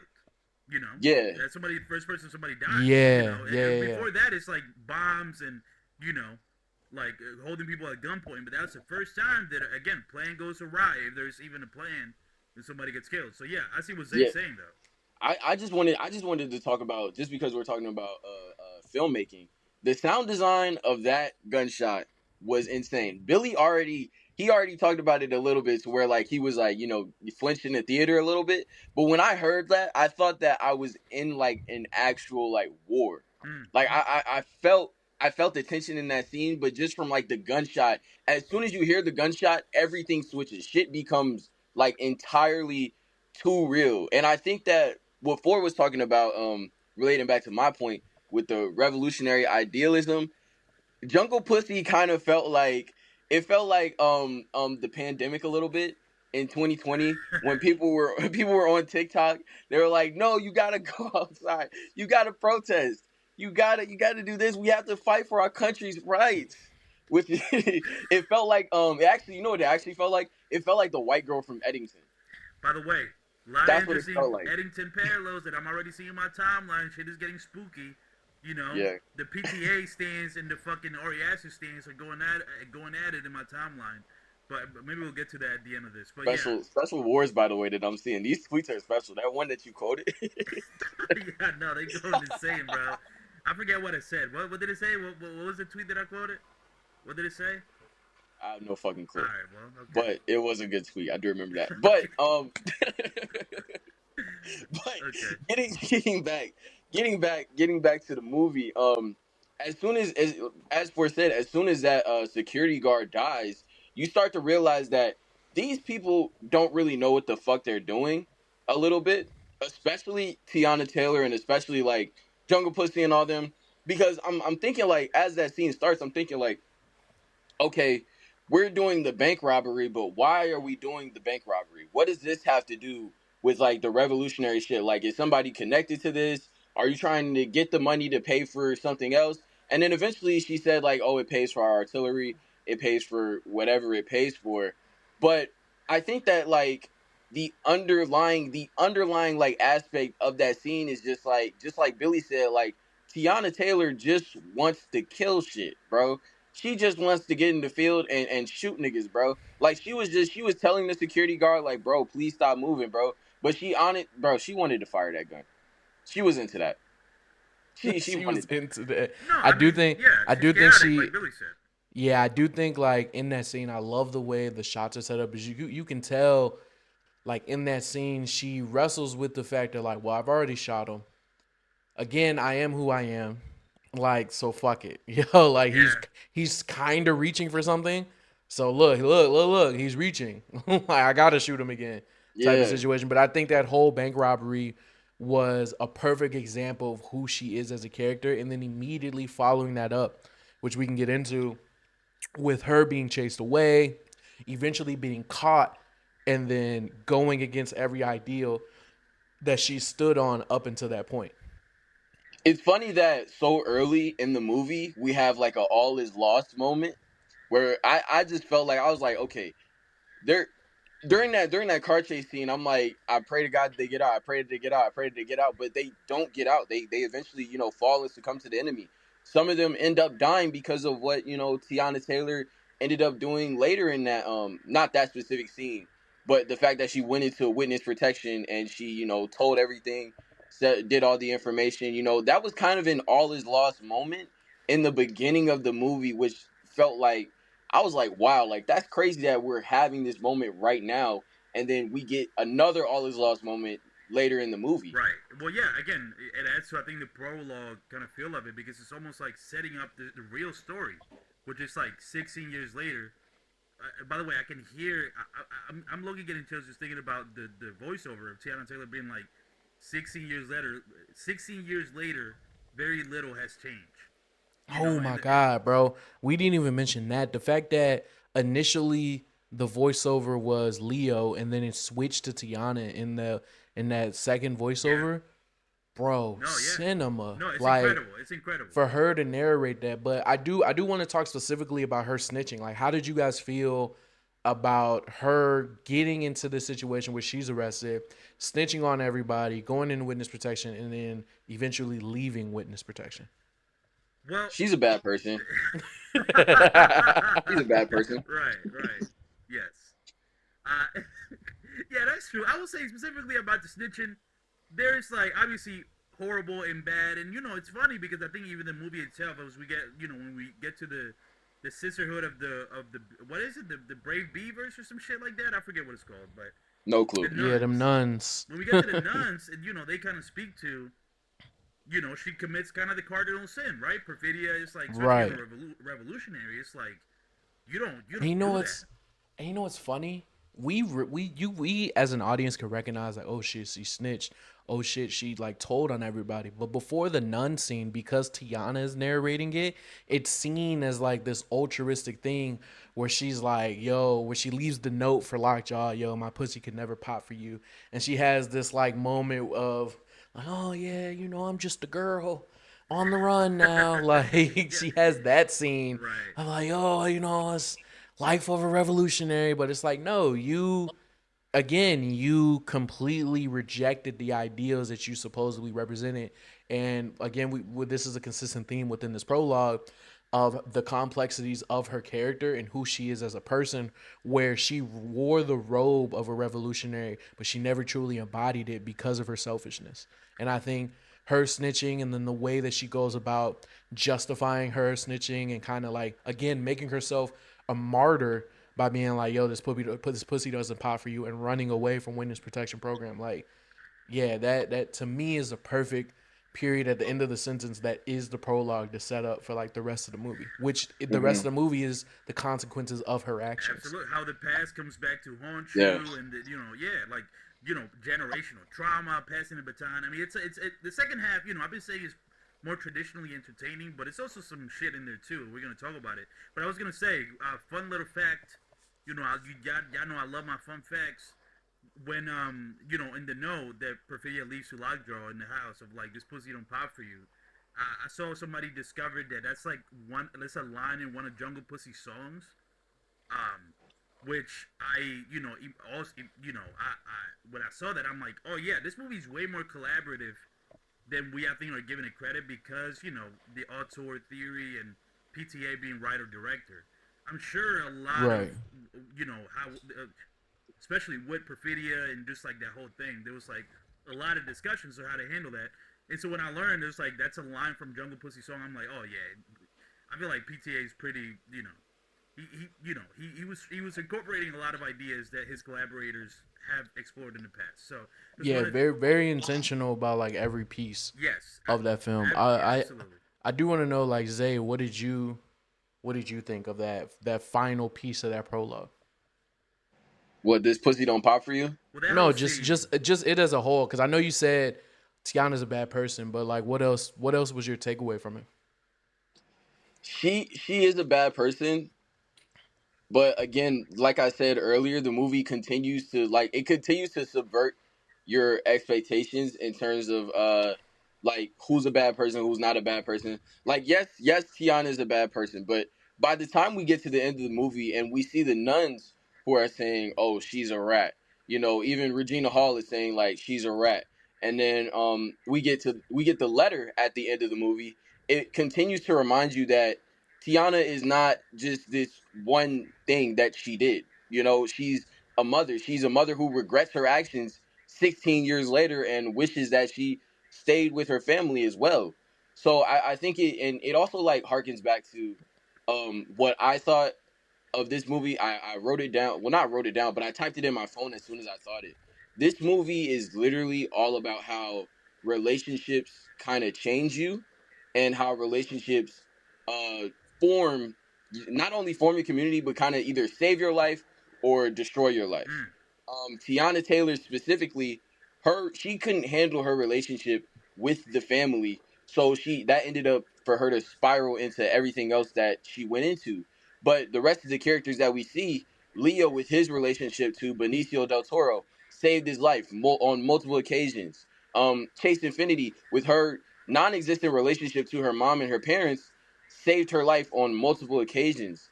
Sean Penn's relationship to Tiana Taylor killed him. It eventually killed him. So I think that what Paul Thomas Anderson is really trying to get across in this movie is that like the relationships that you have in your life, and it's kind of cookie cutter when you think about it and when I say it like this, but yeah, the relationships that you have in your life really do like affect the paths that you go on and everything that you do. Yeah, I you're love cooked, that. bro. You're cooked.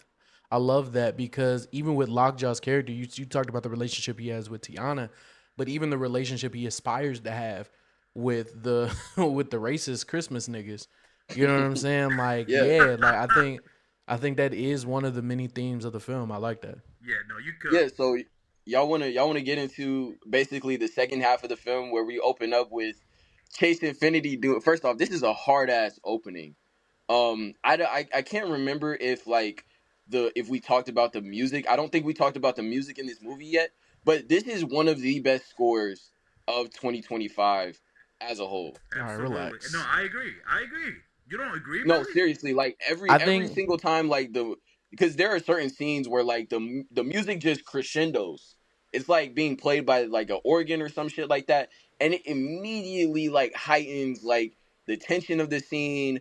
The last scene we haven't gotten to it yet, but the scene with the road, the music in that scene is amazing, bro. yeah, that's what makes the scene. I, Amazing. I will say that I love the soundtrack, and I agree with Zay. I think that the soundtrack is doing like a good amount of heavy lifting, not in a bad way. Not like the rest of the movie is bad, but it's doing a lot of heavy lifting. I do like that. But the best soundtrack of the year, well, I don't know.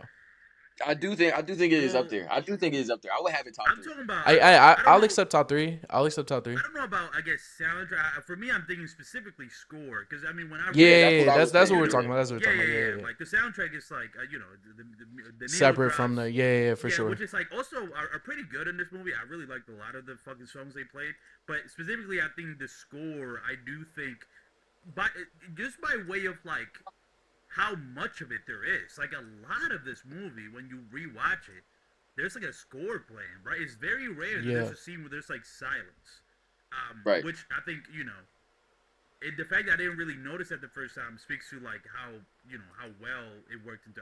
I agree. I think it's definitely one of the better scores in my opinion. for sure. Yeah, and we cut to yeah, Chase Infinity.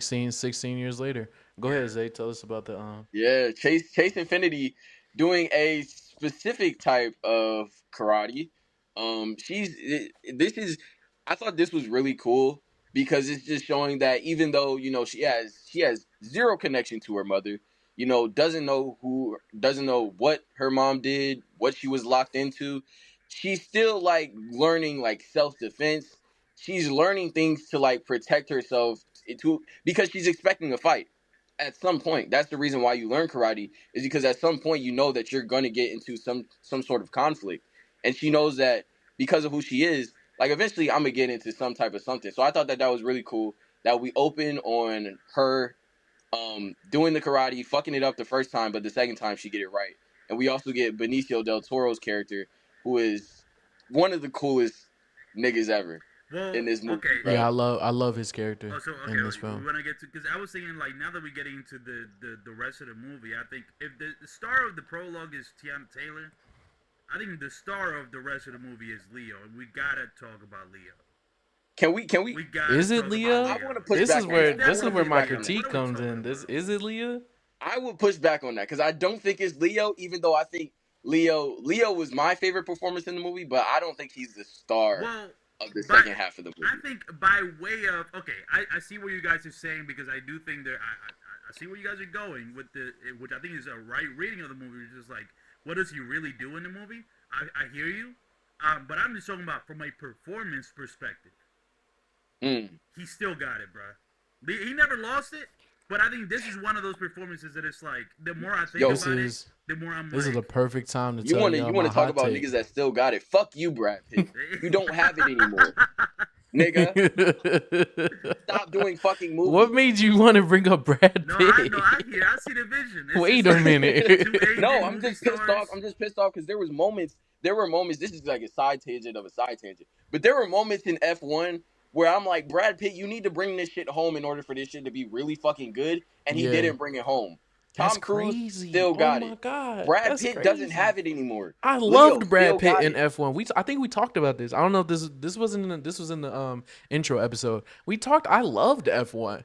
I thought F1 was amazing. But did you think Brad F1, Pitt was F1 is good a at good it? movie, but it's like Brad Pitt is like the problem with that movie. It's why it's not a great movie. Christ. You know what? I'm gonna double down since we're doing hot takes. I think Leo, as great as he was in this film, I tweeted it out. Shia LaBeouf could have been better. Bro, That's this bullshit. is one of the worst takes Shia I've heard in my LaBeouf, fucking life. Shia This is a LaBeouf would have terrible take, murdered bro. that role, yo. Shia Shia LaBeouf is too would have busy. killed that role. And Shia LaBeouf is old enough to have a 16-year-old daughter. Shia LaBeouf, every mannerism that Leo did, the cadence in which he spoke, the tone in which he spoke, screamed Shia I'm LaBeouf. not trusting Shia with any 16-year-old. I'm putting that out there on the record. Shia LaBeouf needs to fucking relax, go somewhere. He's trying to get his comeback going. He was in fucking Megalopolis, only because old man, why am I blanking on the director's name? Coppola. Fucking Coppola was just like, I want to get actors that were canceled. The only reason why he was there, and so that's the only reason he was in the movie. We gotta leave Shia in the past, bro. Shia, what are we doing, bro? Shia cannot get that sauce off, bro. Shia can't get that sauce. Shia not even funny no more. He's Bro, what do you unintentionally mean? funny. He don't know he What do being you, funny. bro? He's an actor, bro. Everything about this, and you know what's crazy? That took me out of it a little bit. The What? moment I made that connection, that Shia would murder this role. It kind of like lessened the impact of Nigga, Leo's alright. acting ability to me. Like when I watched this film, throughout this film, no, hold on, because throughout the film, I was like, the moment I made the connection, I was like, hold on, wait a minute. Everything Leo did, I was like, Shia would have did it better. It took me out the film a little bit. No, he Bro, wouldn't I'm have, not bro. gonna I'm trying to lie. tell you. Go ahead, for it. This is the first time anybody has ever seen Leo act and been like, this is cool. But what if it was Shia LaBeouf? This is what this is what you're telling me right now. This is what distracted you in the movie. I mean, this is so fucking ridiculous. Do you watch fucking Catch Me If You Can and be like, yo, young Shia would have went crazy on this? Like, are you just doing this with any performance in any movie that Leo's on? No, it's But I'm very not- specific performances, bro. Sometimes, because I love Shia, obviously, flawed person. Obviously. Are you saying Shia would have been like a character in a PTA movie? Obviously a very flawed person. But what I'm saying is there are certain times where I'll watch a movie and be like, damn, I wish he wasn't such a bad person because he would body this role. This is a role built for him. And I think One Battle After Another is an example of that role. I think Leo is too old to be playing this character specifically. I think obviously I think you're insane. Hold on. Mentally. I think obviously, movie magic You know, his acting ability, makeup, and everything. They make it work. It works. It's a great film. It'll probably win hella awards. But Shia would have been All right, bro. perfect. Would have Okay, been the perfect all right, age. We got He would it. have been the perfect. we're putting. He Okay, would we have gotta been put this aside. amazing. There are certain things in this movie that I think Leo gets off well that coming from Shia, it would have been fucking corny. Like when Leo says "Viva la Revolucion," I'm like, hell Bro, yeah, but that's I'm so also Shia. laughing. That's so Shia LaBeouf, No, bro. Him because calling every Mexican, no, him bro, calling no, every bro. Hispanic person homie, that's such a Shia thing to do, bro. Like Shia does that. That's like I would be Who do you think surprised. he got I it would from, be nigga? surprised. That's what I was about to say. I would be surprised. I mean, I wouldn't be surprised if later down the road, Paul Thomas Anderson is like, actually, the character was modeled a little, or Leo himself explicitly says that the character was modeled after Shia. Like the thing of calling the Hispanics homie, which one we can talk about being like a, you know, white man calling Mexican dude homie is like, you know, whatever. But him even doing that in the cadence he did it, in the way that he did it, screamed Shia LaBeouf to me. I just couldn't unsee it. We can move on. Yeah, I was gonna but say, do you get off all your Shia takes right now? Because we're not talking about Shia past this movie. no. We don't have to at all. We don't have to at all. It's just that felt like the perfect moment to say it because that's the only thing I tweeted out about the movie That would, when yeah. when I seen it. I think you thinking that PTA and Leo are gonna eventually say, "Oh nah, this was inspired by Shia," is like a little wet dream of yours. It's never happening. Yeah. That's never happening. It's fucking insane. I mean, this whole Shia thing is a little ridiculous, but I mean, listen, I hear you. I'm not gonna lie. I'm not gonna to put a point to put a fine, you know, just to bring this home. I see what you're saying, Billy. I can see Shia doing this kind of role, but no, in a million, there's no fucking way. In a million years, he could do it as well as Leo did. And I'm gonna be honest with you. I think this performance is actually a little underrated. It's a little slept on because it's so comedic, and I don't think we're giving Leo the respect for this performance that he deserves. Only because it's not like a traditional, like I guess arousing or like confident or like leading men kind of a role. Which, by the way, has been a thing that he's been doing for his past couple of movies. He's seemingly interested in taking these roles of these guys who are kind of losers and almost incidental to the plot itself. Which I think it's an interesting thing that, you know, Leo is locking in on right now at his age. But I think because Leo is not being like his traditional or like what we remember in Mass, I feel like at his age and what the performance is going for, this shit is amazing. Like I will say I do agree with you on there. You can see how movie stars are aging and what roles they take as they age. Like to the Brad Pitt point, he wants to take like, oh, I still got it. I'm still this I still got this young energy in this old body. I can still lead a movie type of energy. Denzel is taking the more like, yo, I'm this seasoned veteran, classically trained actor, and these are the roles I'm taking. And you can tell Leo's just like, yo, I've been the cool guy for like my entire life. Let me start taking these roles and kind of branch out and kind of expand. Can what I people push see back on that? as a character? Go ahead. I will say, I recently watched The Departed. Leo is very good at playing a nigga that is on the verge of having a panic attack. Oh yeah. That is his bag. Playing a guy that's about to fucking lose it. There's nobody better at playing that role. Yeah.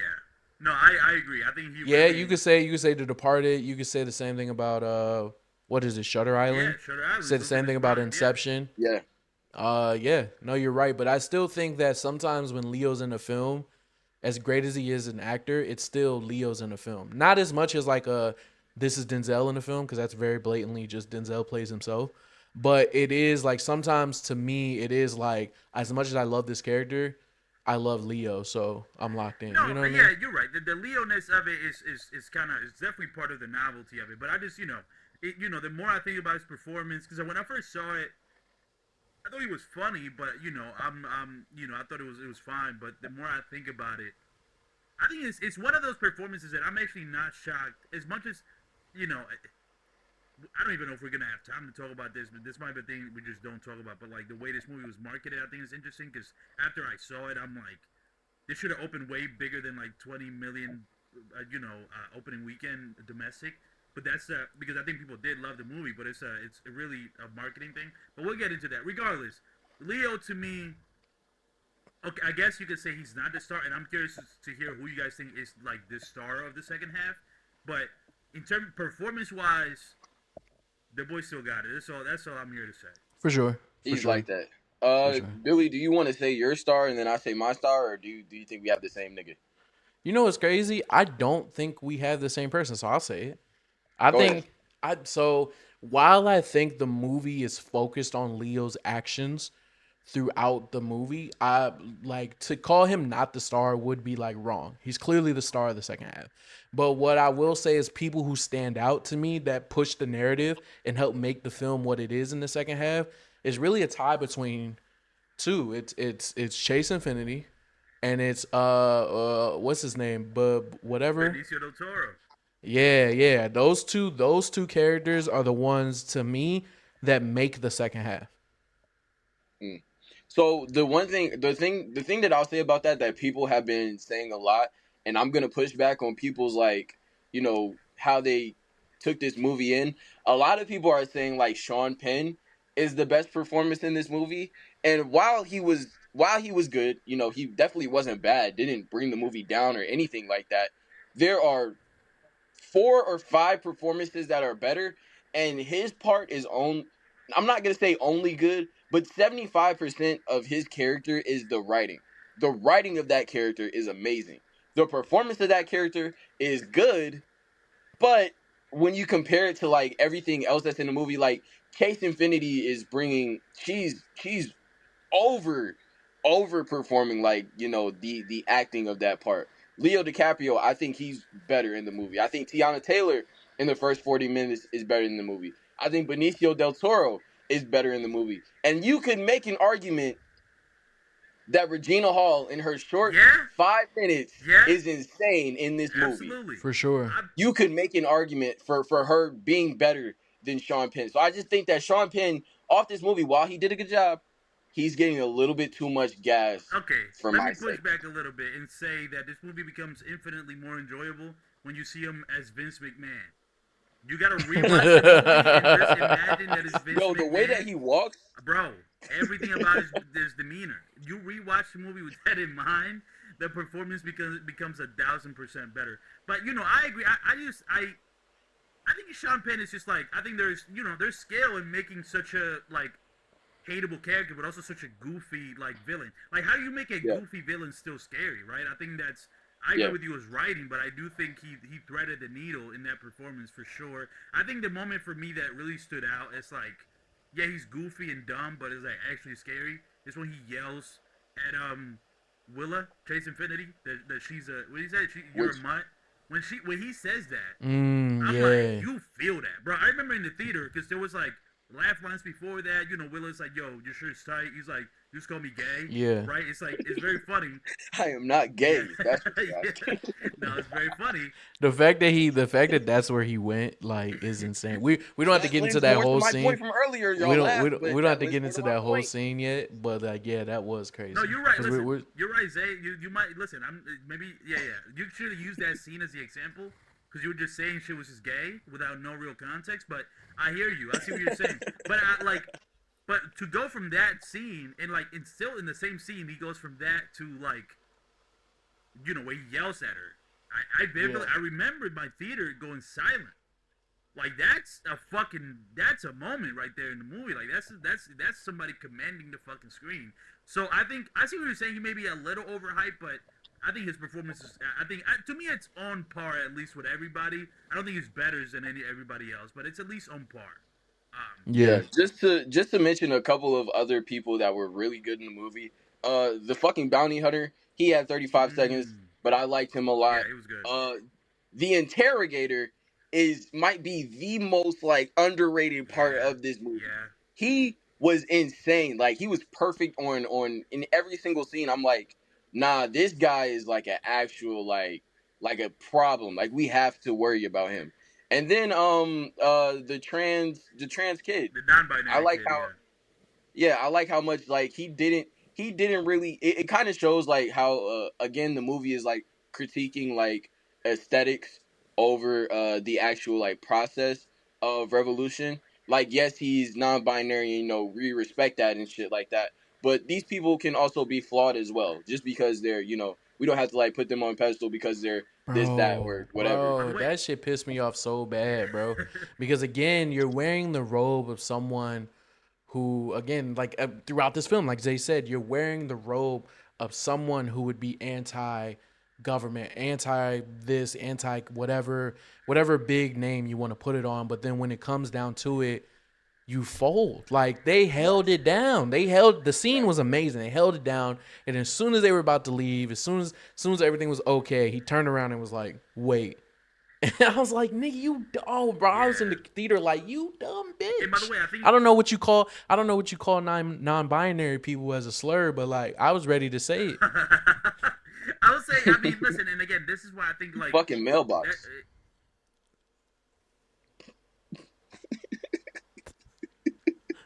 I'm sorry, what? Say it again?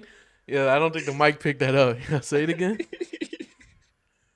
Nah, we can skip past that. Yo, Ford, what did Okay. you have to say? So, what I was saying is that, if you have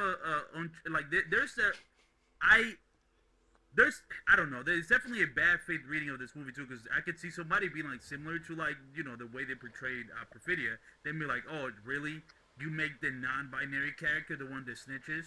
And I'm like, I can see people doing like a bad faith reading of that, but I'm like, I guess number one is subversive, but it's also, again, it sticks to the idea of like every character in this movie's flawed.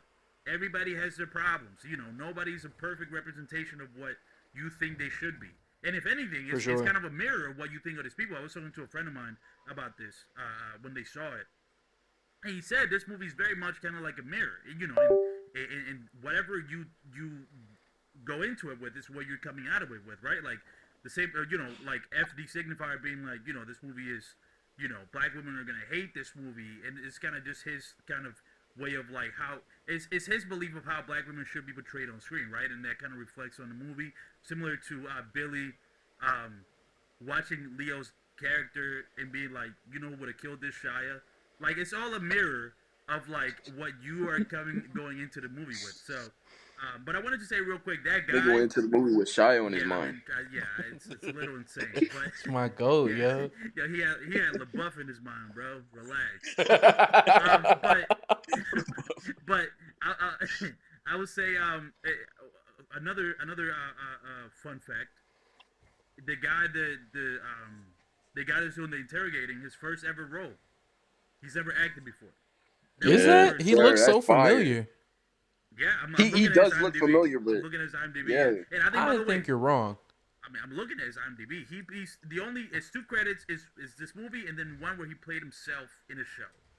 Like, he actually just played himself, which I don't think is. Hold on, yeah. Look it up. I'm in his IMDb right now. One second. James Ratterman is his name. I'm looking at his face. I'm not forgetting that face. I think part of why he's so effective in the movie because he looks like such an average white guy, which I think is what you guys are doing right now. You're just seeing a white guy that looks like Cuz, and you're just like, nah, I must have seen him somewhere else. No. Nah, I've definitely seen him somewhere. I've definitely seen that nigga. Yeah, that might. It's crazy. That might just be like to Forrest's point, bro. That might just be Paul's point of just like, hey, here's this average white guy because he looks so familiar. Yeah, I think it's literally just like, because I agree, but I'm like, that's a lot of those kind of like military white guys that just exist. Which is what makes it scary because it feels so real. I think so. Okay, so Zay, you still didn't say who you think is the star, because you mentioned everybody. Oh. You basically just said Sean Penn isn't the star. That was what you said. No, it's not. It's not Sean Penn. I'm just gonna go basic here. It's 100% Chase Infinity. Yeah. The way that this movie fucking fails if she's not good, and she overly like I said earlier, she overly performs that role. Like, I don't think that they gave her character and like this is not like a criticism or anything, but I do think like Sean Penn's character probably had a little bit more depth, but her character, I'm completely attached to her because of the way that she's acting on screen. Like, she like throughout that whole second half, her just being captured, her immediately. I think the scene where Regina Hall first comes into the bathroom made me realize that like, nah, Chase Infinity is a star, and she's gonna be in like movies for the next like couple decades. Absolutely. When Regina Hall comes into that bathroom and she's acting alongside Regina Hall and like Yeah. giving her a bump, like honestly giving her a bump, bro. And then we get into when she's acting alongside Sean Penn in that scene where he's trying to figure out if he's really the dad or not. By the way, Hmm. that scene broke my heart when he was really the dad, bro. I fucking hated that shit. But she's acting alongside Sean Penn and really performing this role of like, okay, she's like a edgy like teen, but she's also like standing her ground versus like a very accomplished actor in Sean Penn who has done a lot of things. You know, friends with Jack Nicholson. I think I saw that one tweet where they were like, "Oh, he did such great things for the film industry." LOL. Didn't he beat his wife or some shit? He beat somebody and he beat extras. Okay. But I don't know any nah. of this. Yeah, you good? Yeah, I don't know any of this. You're putting me on. Yeah, right.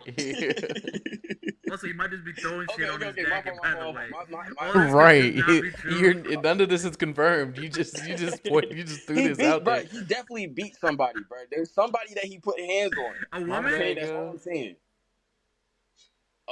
But yeah, nah. Chase Infinity is the star for me personally. For sure. For sure. Yeah, I think. So we have Yeah. no, I was just gonna say, so again, the movie cuts 16 years later. We have this opening scene with Chase Infinity where we get introduced to her as a character, but then we see Leo 16 years later and what he looks like, going from this guy who was active in the revolutionary, blowing up everything, to now a shell of his former self, hiding away in this hole or whatever. And I was wondering what your thoughts were on who Leo ended up becoming and how that like affects the rest of the film. I thought personally that Leo was a really interesting performance, like from the beginning of the film, because like even with the conversation that he's having with Chase, he is trying to respect, like, okay, do they have pronouns? You know, he smokes weed before he goes into like the parent teacher conference. He is like a shell of himself. My goat was a little bit washed, but I think he was more so showed, instead of being like a character like Sean Penn, who's obviously racist, Right. obviously like, you know, an oppressor trying to take advantage of these people. My goat was just a little out of touch, bruh. You know what I'm saying? He hadn't talked to anybody in 16 years. He'd been in there just smoking, you know, just drinking. For sure. He was just out of touch, bro. And I fuck with that. I fuck with him just being like a regular guy. Yeah. What about you, For? Yeah, I agree with what Zay said. One thing I was talking to a friend of mine about the movie, and he brought up an interesting point because I called when I was talking to him about Leo, especially after the time jump. I called him like a bum and a loser, which is kind of how the movie's portraying him. But he brought up an interesting point where he was like, you know, like if you got there's got to be like context added to that character. Like all of his friends got fucking murdered, and then he had to go into hiding. Like there is that part of like his character, which is like. It's not like he just wanted to be a bum. I think his whole life got like turned upside down, and now he just kind of doing what's better. Like he like because I do think it's played up for laughs, obviously how kind of like out of touch he is. But I do think there's like a tragic kind of side to his character of like, you know, he's resorting to all these substances and everything because fucking everybody he knew fucking died or disappeared. So I think that is an interesting part of the character I hadn't thought of. But he's right in pointing that out. Also, a little bit more Leo Glaze, as we're talking about him, the greatest. I'm ready to say it right now. Greatest fake phone call actor of all time. Nobody does it better than him. I mean, the amount of time. By the way, I feel like 40% of his screen time was him talking to a phone. This is and true. He was cooking. You would have never noticed. It was like, that's what he did. His best work was from talking to nobody. That's how beyond this motherfucker is when it comes to acting. He's not even acting against nobody. He's like, fuck it. I'm going to just act against myself. I'm going to pretend I'm hearing somebody on the phone and let me cook. And yeah, that is a hard thing to do. Shout out to Leo, man. Honestly, when I was first introduced to Leo, time skip Leo, I do agree with what Ford said. So like there was two versions of how I seen Leo, right? And I like the context that Ford put it into where he was this revolutionary, he was part of this revolutionary group. Everybody around him was compromised and he was forced to go into hiding. So this is the result of that. I do think his priorities changed as well. Like at first his priority is I'm a part of this revolutionary group. I'm fighting for change. And now his priority is I have to keep my daughter safe. So in order to keep my daughter safe, I have to go out into hiding. I have to do this in order to cope with that. I have to constantly smoke. I have to constantly do this. And because my biggest priority is making sure that we're safe enough so that my daughter can just get a normal education, a normal life, and continue to just live. Like fuck being successful is if you're alive, I've succeeded in this, you know? Yeah.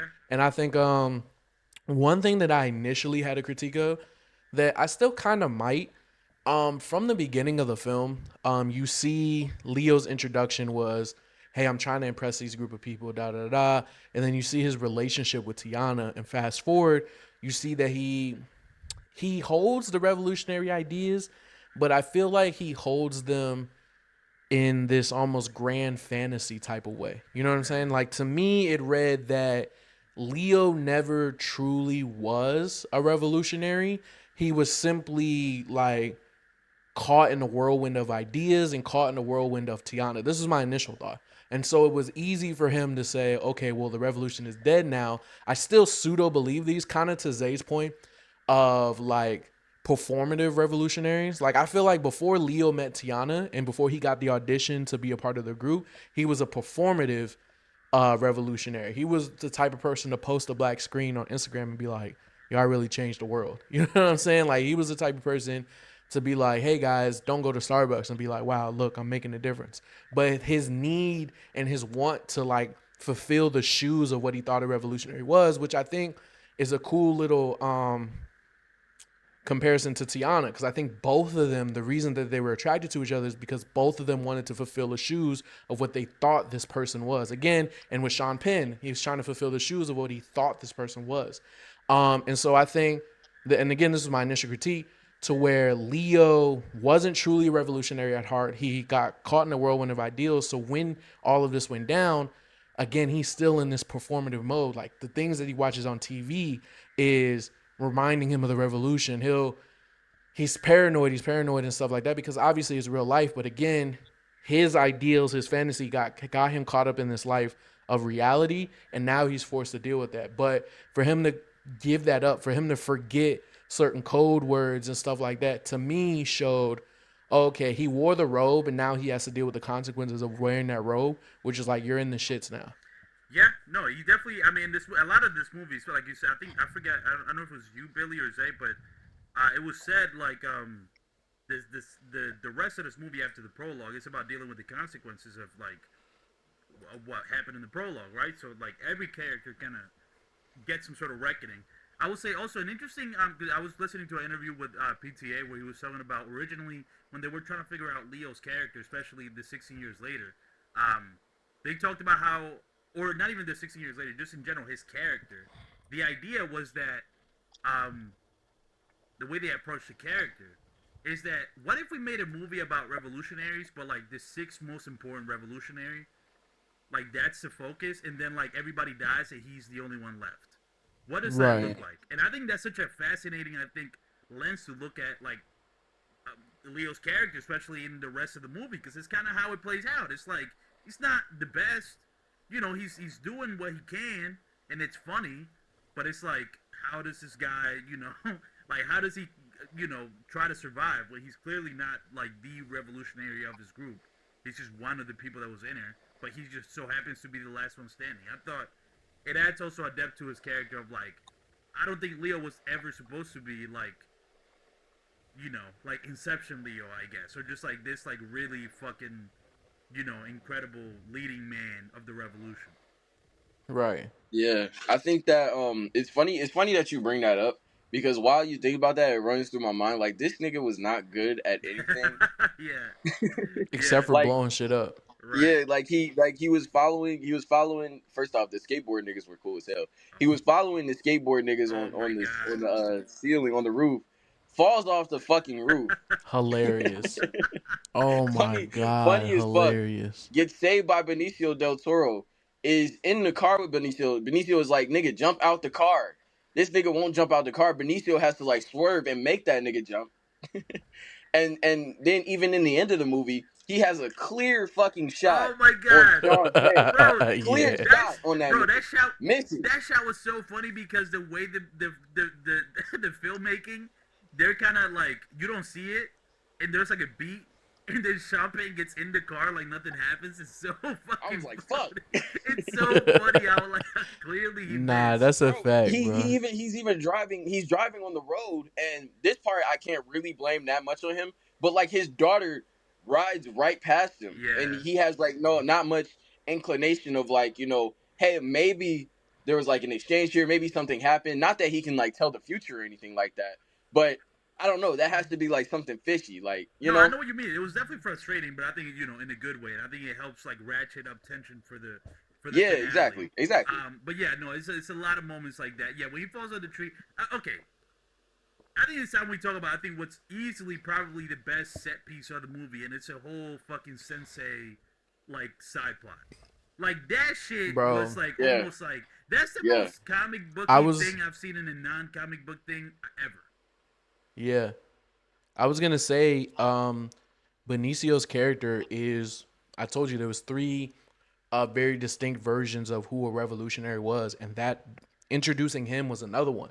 Seeing the way that he represented his ideals, he acted on them, and like the way that he was a pillar of his community, especially in a moment where it was complete chaos around. He was still able to command people and do the right thing. Like to me, Benicio represented the type of revolutionary that Tiana and even Leo's character aspired to be. Now, their version of that was chaos. His version of that was order. You know what I'm saying? Was making sure everything was properly planned, making sure that everyone knew exactly what to do and everything was as smooth as possible. And I love that they represented that in the way that they did, because while Leo is Forrest Gumping his way through this entire film, Benicio is almost like this pseudo guardian angel because of the order and the structure that he has within his town. It was almost perfect that Leo was hiding out in this town of all towns, because without Benicio's character, one, Leo would have been caught immediately, first of all. Two, he never would have been able to find his daughter. Like, he probably wouldn't have survived half of the things he survived. He wouldn't have been able to leave the hospital. Like, the way that Benicio set that up was crazy. You know what I'm saying? And so his character to me was, that's why I said earlier, my fault. Damn. Jesus Christ. That's why I said earlier, that Benicio and Chase felt like the standout characters during this film. No, I'm not gonna lie, Billy. You've been stressing this idea, this word, chaos, this entire review, only for us to finally arrive at order, and that being what Benicio represents. Come on, bro, you fucking cooked. On top of you setting up the three types of revolutionaries. Yeah, no, listen, the whole Benicio del Toro, like that whole subplot was so fucking. It was just cool, man. That's why I'm saying, like, I feel like this movie is gonna be so fucking rewatchable. Because there's just space for, as thematically important as, his character and what it represents in the story is. This shit was just cool, man. I like seeing there's somebody that's complete control over a town. Like Zay said earlier, just skaters are his, like, he just has random skaters, like just driving around, just skating around across the town. He has control of the fucking... he has like what he called it, Latino Harriet Tubman situation, where they just go underground to the church as a sanctuary. He knows some people in the fucking hospital. Come on, bro, that's just fucking cool. I just want to say, like, how that moment, and this is specifically from a filmmaking perspective, that moment parallels when the guy that eventually kills Sean Penn later in the movie, he gets to the house, he talks to that woman. And then he goes deeper into the depths of hell specifically to talk to the Christmas adventurers. Right. Which I want to talk about the Christmas adventurers because I think they mirror Benicio del Toro's character in a very specific way that Billy was talking about, which was that order. And it was like that need to have everything under control. By the way, shout out to fucking Tony Goldwyn. Whenever I see Tony Goldwyn in a fucking movie, I get even more hyped than Can I I am. say something about him? He is probably the best nepo baby. We talk about really good nepo babies. He's probably the best nepo baby ever that I didn't even know was a nepo baby until like 2 years ago. That's how Yo, he good up he there. is. He up there with Miley Cyrus. Nah, no. He's up there. He's up there. He's in the conversation of, as far as nepo babies. Miley Cyrus is crazy. That goes that white mother coming out. No, that's an all-time nepo baby though. I mean, No, Miley I was was gonna special. say, What are you talking about, nigga? he's up there. He's up there with Tracy Ellis Ross to me. whoa, Like that to okay. me, Tracy Ellis Ross Whoa, is such a great you nepo mentioned baby. it. White men with black women. You good? You good? Like that's the level of nepo baby I'm talking about. He's up there with like a Nicolas Cage level of nepo baby. You know what I'm saying? Like a Drew Barrymore level of I nepo see what you're baby. saying. You know what yeah. I'm saying? Well, I think Like- I'm not gonna lie. Tony Goldwyn's inclusion in this is so funny to make him just like a fucking the ultimate Nazi racist is so funny to me Right. because of how often they try to do the swirler shipping With thing with him, Yeah. no. He I loves love- black women, yeah. so it was like a play on like, oh no, let's put him as a Nazi. Is he in a relationship with a black woman right now? No, No, he gets I don't shipped think so. with because he's on Scandal's the show. Yeah, Scandal. Yeah, Scandal, greatest show of all time. Oh my God, that was Yeah, that's him. him, bro. Holy Kerry shit. Washington. But hold on, can I say something? Because I'm glad that you brought up the Christmas people. Because again, this goes back to 3 types of revolutionaries. And I remember seeing this video with Amanda Seales. As much as Amanda Seales is, who she is. She was saying this thing of like being a revolutionary we always paint being revolutionary as good. But you can be revolutionary as a bad person. Like you can have these set of ideals and try to push and force these ideals and change society to be bad or to be good. And so when they brought up the Christmas people, it brought up the 3rd type of revolutionary that we've seen. And we saw chaos, we've seen order, but to me, the Christmas niggas, the Christmas KKK people, they represented the power and the level of infrastructure that they had within the world, within the system, and how they were able to enforce that power to push their ideals and push their agendas on other people, and how they were able to like set that up. Because like obviously you see Benicio's character, of course he has power, but his is mostly order. He's mostly benevolent. While these people kind of take advantage of their position in life, their connections in life, in order to push this this Nazism, this KKK isms onto the world. And so that's to me, introducing those 3 again just broke down the 3 different type of revolutionaries that I feel like was a major theme, as well as the others that we've seen throughout this film. And one more thing that I want to say before we get back to 4 is that earlier we were talking about how much Sean Penn, how much Lockjaw is like this weird kind of like homoerotic kind of guy that is like looking for the approval of others. When we get to like the Christmas adventurers part of the story, that really like enhances it. Not even just with like, okay, he's going into this room, he obviously seeks the approval of these people, but as soon as we open on the scene of him about to be welcomed into the Christmas adventurers, the score heightens, which tells you that this is a moment that this is kind of like the beginning of like say like act 2 of the movie. The score heightens, everything basically heightens in the movie. Even the colors in the movie are bright. Everything is bright. It's basically flashing lights at you that like this is really important. This matters. So Sean Penn goes into there and he's like, talking with the Christmas adventurers and stuff like that. And throughout that whole scene, like I said earlier, he very badly like wants to be a part of this like Nazi group, this KKK group, because he sees these people as like the man that he's supposed to be, the guy that in his mind is the man that he's that he wants to be. For sure.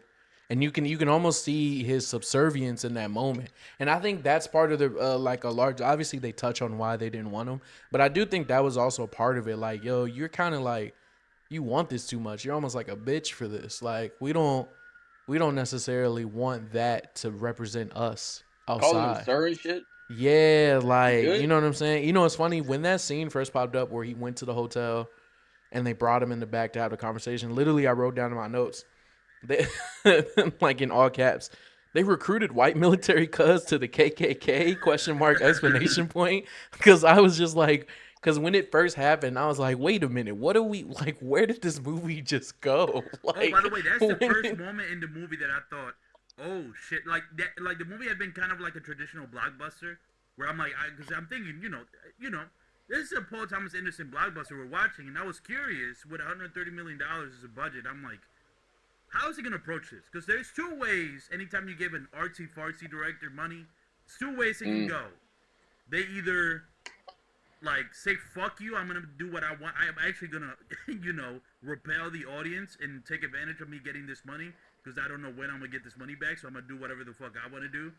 And then there's like, let me actually try to make a blockbuster. And for the most part, I'm like, okay, this movie is a pretty good, just crowd pleasing blockbuster. But then it gets to that scene, I remember being like, oh, okay, this is some PTA shit right here. This is some like, yeah, it's weird. Like, where are we? What's going on? But even in that, I love it. It came back to the plot, right? Like, it became relevant to the way the story concludes with them sending the guy later to kill Sean Penn. So even that kind of pays off in the traditional sense. But I agree, the Christmas Adventures Club. I thought it was a great way to satirize something that's so hard to satirize right now in our culture, like. Because everything is so ridiculous with the people in power and how kind of dumb they are. I thought making them like talk about some Hail Saint Nick and like it being like Christmas theme, like to me that was a perfect way, honestly, to satirize like those individuals. Also, do you remember when like Sean Penn is asking like they're interviewing Sean Penn in that scene and the guy's like, we're trying to get rid of certain individuals. It's like Sean Penn is like, what individuals? It's like we're trying to get rid of the haters. The phonies and the punk trash. I'm like, okay, yeah, I'm locked in. That's when I was so into the sense of humor of the movie.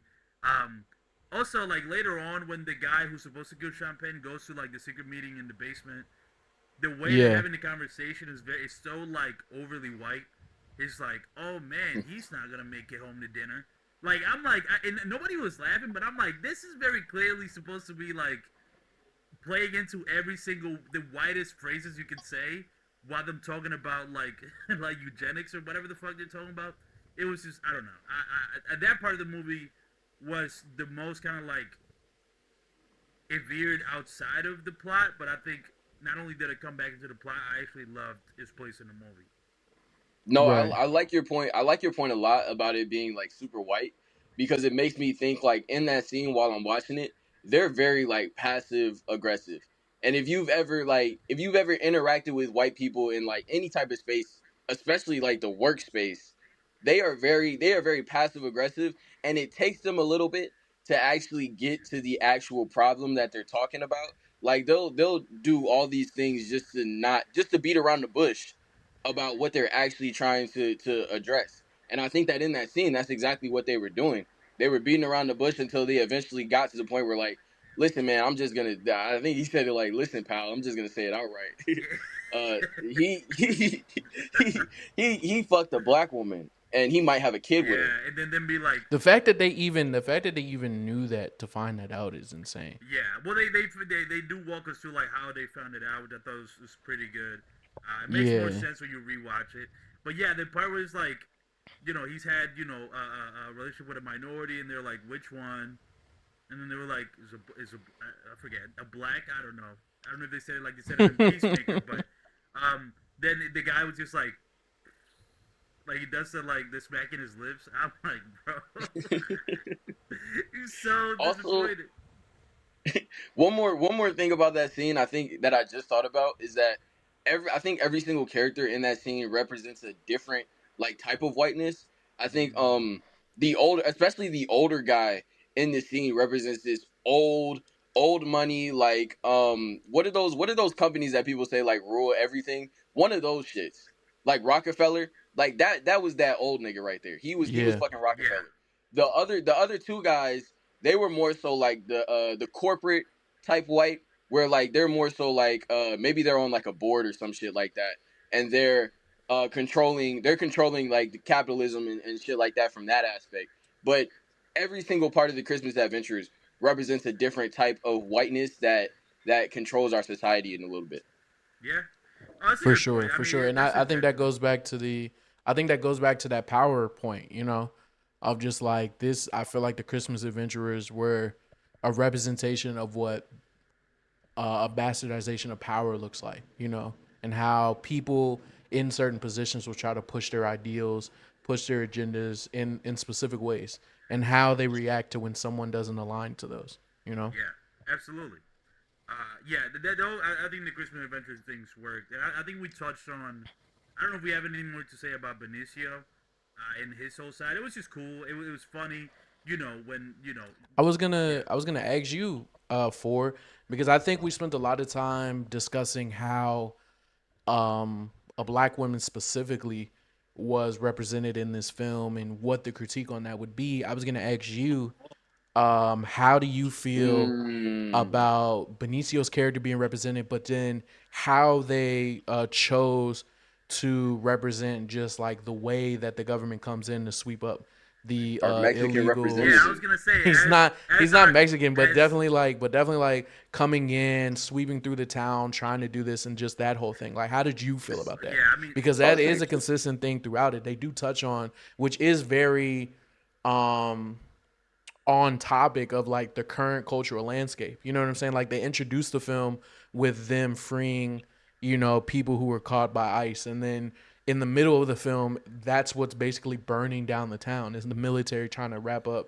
like illegal immigrants. Like, how did you feel about that? yeah. As an illegal Mexican immigrant, you know, yeah, I was touched.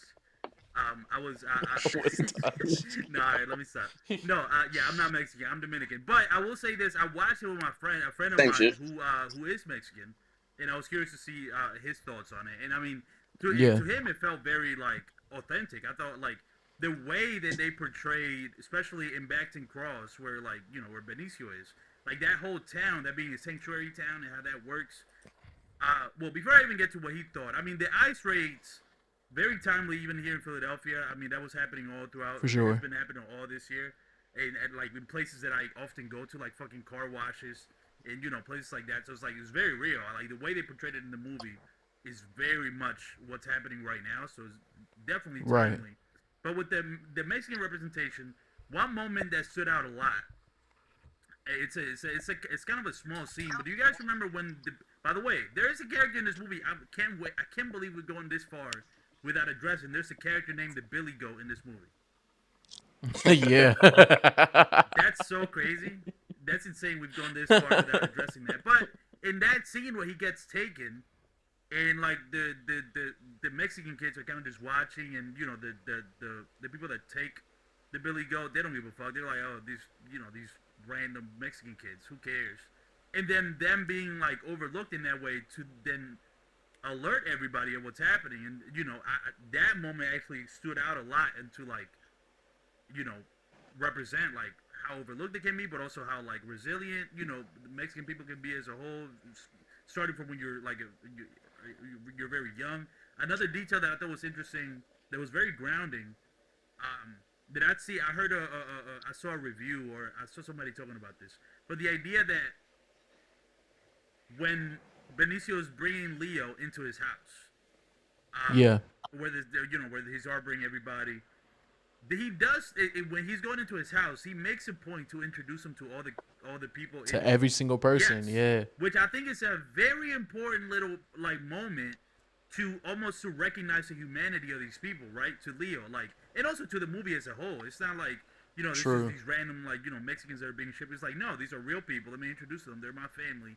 They matter to me. Right. Say hi to them. That moment definitely does stand out.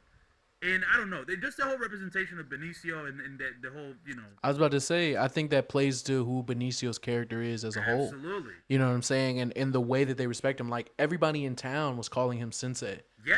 You know what I'm saying? Like it's that whole coach effect. Like if you impact people the right way, like on a football field or whatever, people call you coach for the rest of your life. Yeah. You know what I'm saying? And so it was the same thing with sensei. Like the dude on the skateboard calling him sensei. Like he you know what I'm saying? Like everybody around him just having this respect for him, and him having the respect for everybody else around him type thing. Absolutely. So when Leo walks in, he's introducing him to the grandfather, the kids, and everything like that. Yes, and I think one more thing that it gets established in that scene, which I think also goes in line with your idea of like the three types of revolutionaries, is the idea of Benicio puts younger people in places of power throughout the movie, which I think is probably one of the bigger, I think, thematic elements of this movie is, the passing of the torch. The peaceful, at what point are you, as an OG elder statesman, setting up the next generation to take on the battle after another, right?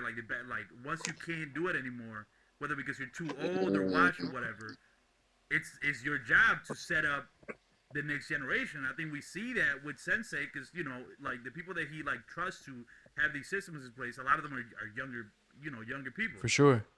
For sure. He goes to the skateboarder to set up stuff. Yeah, he tells the kid in the shop to watch.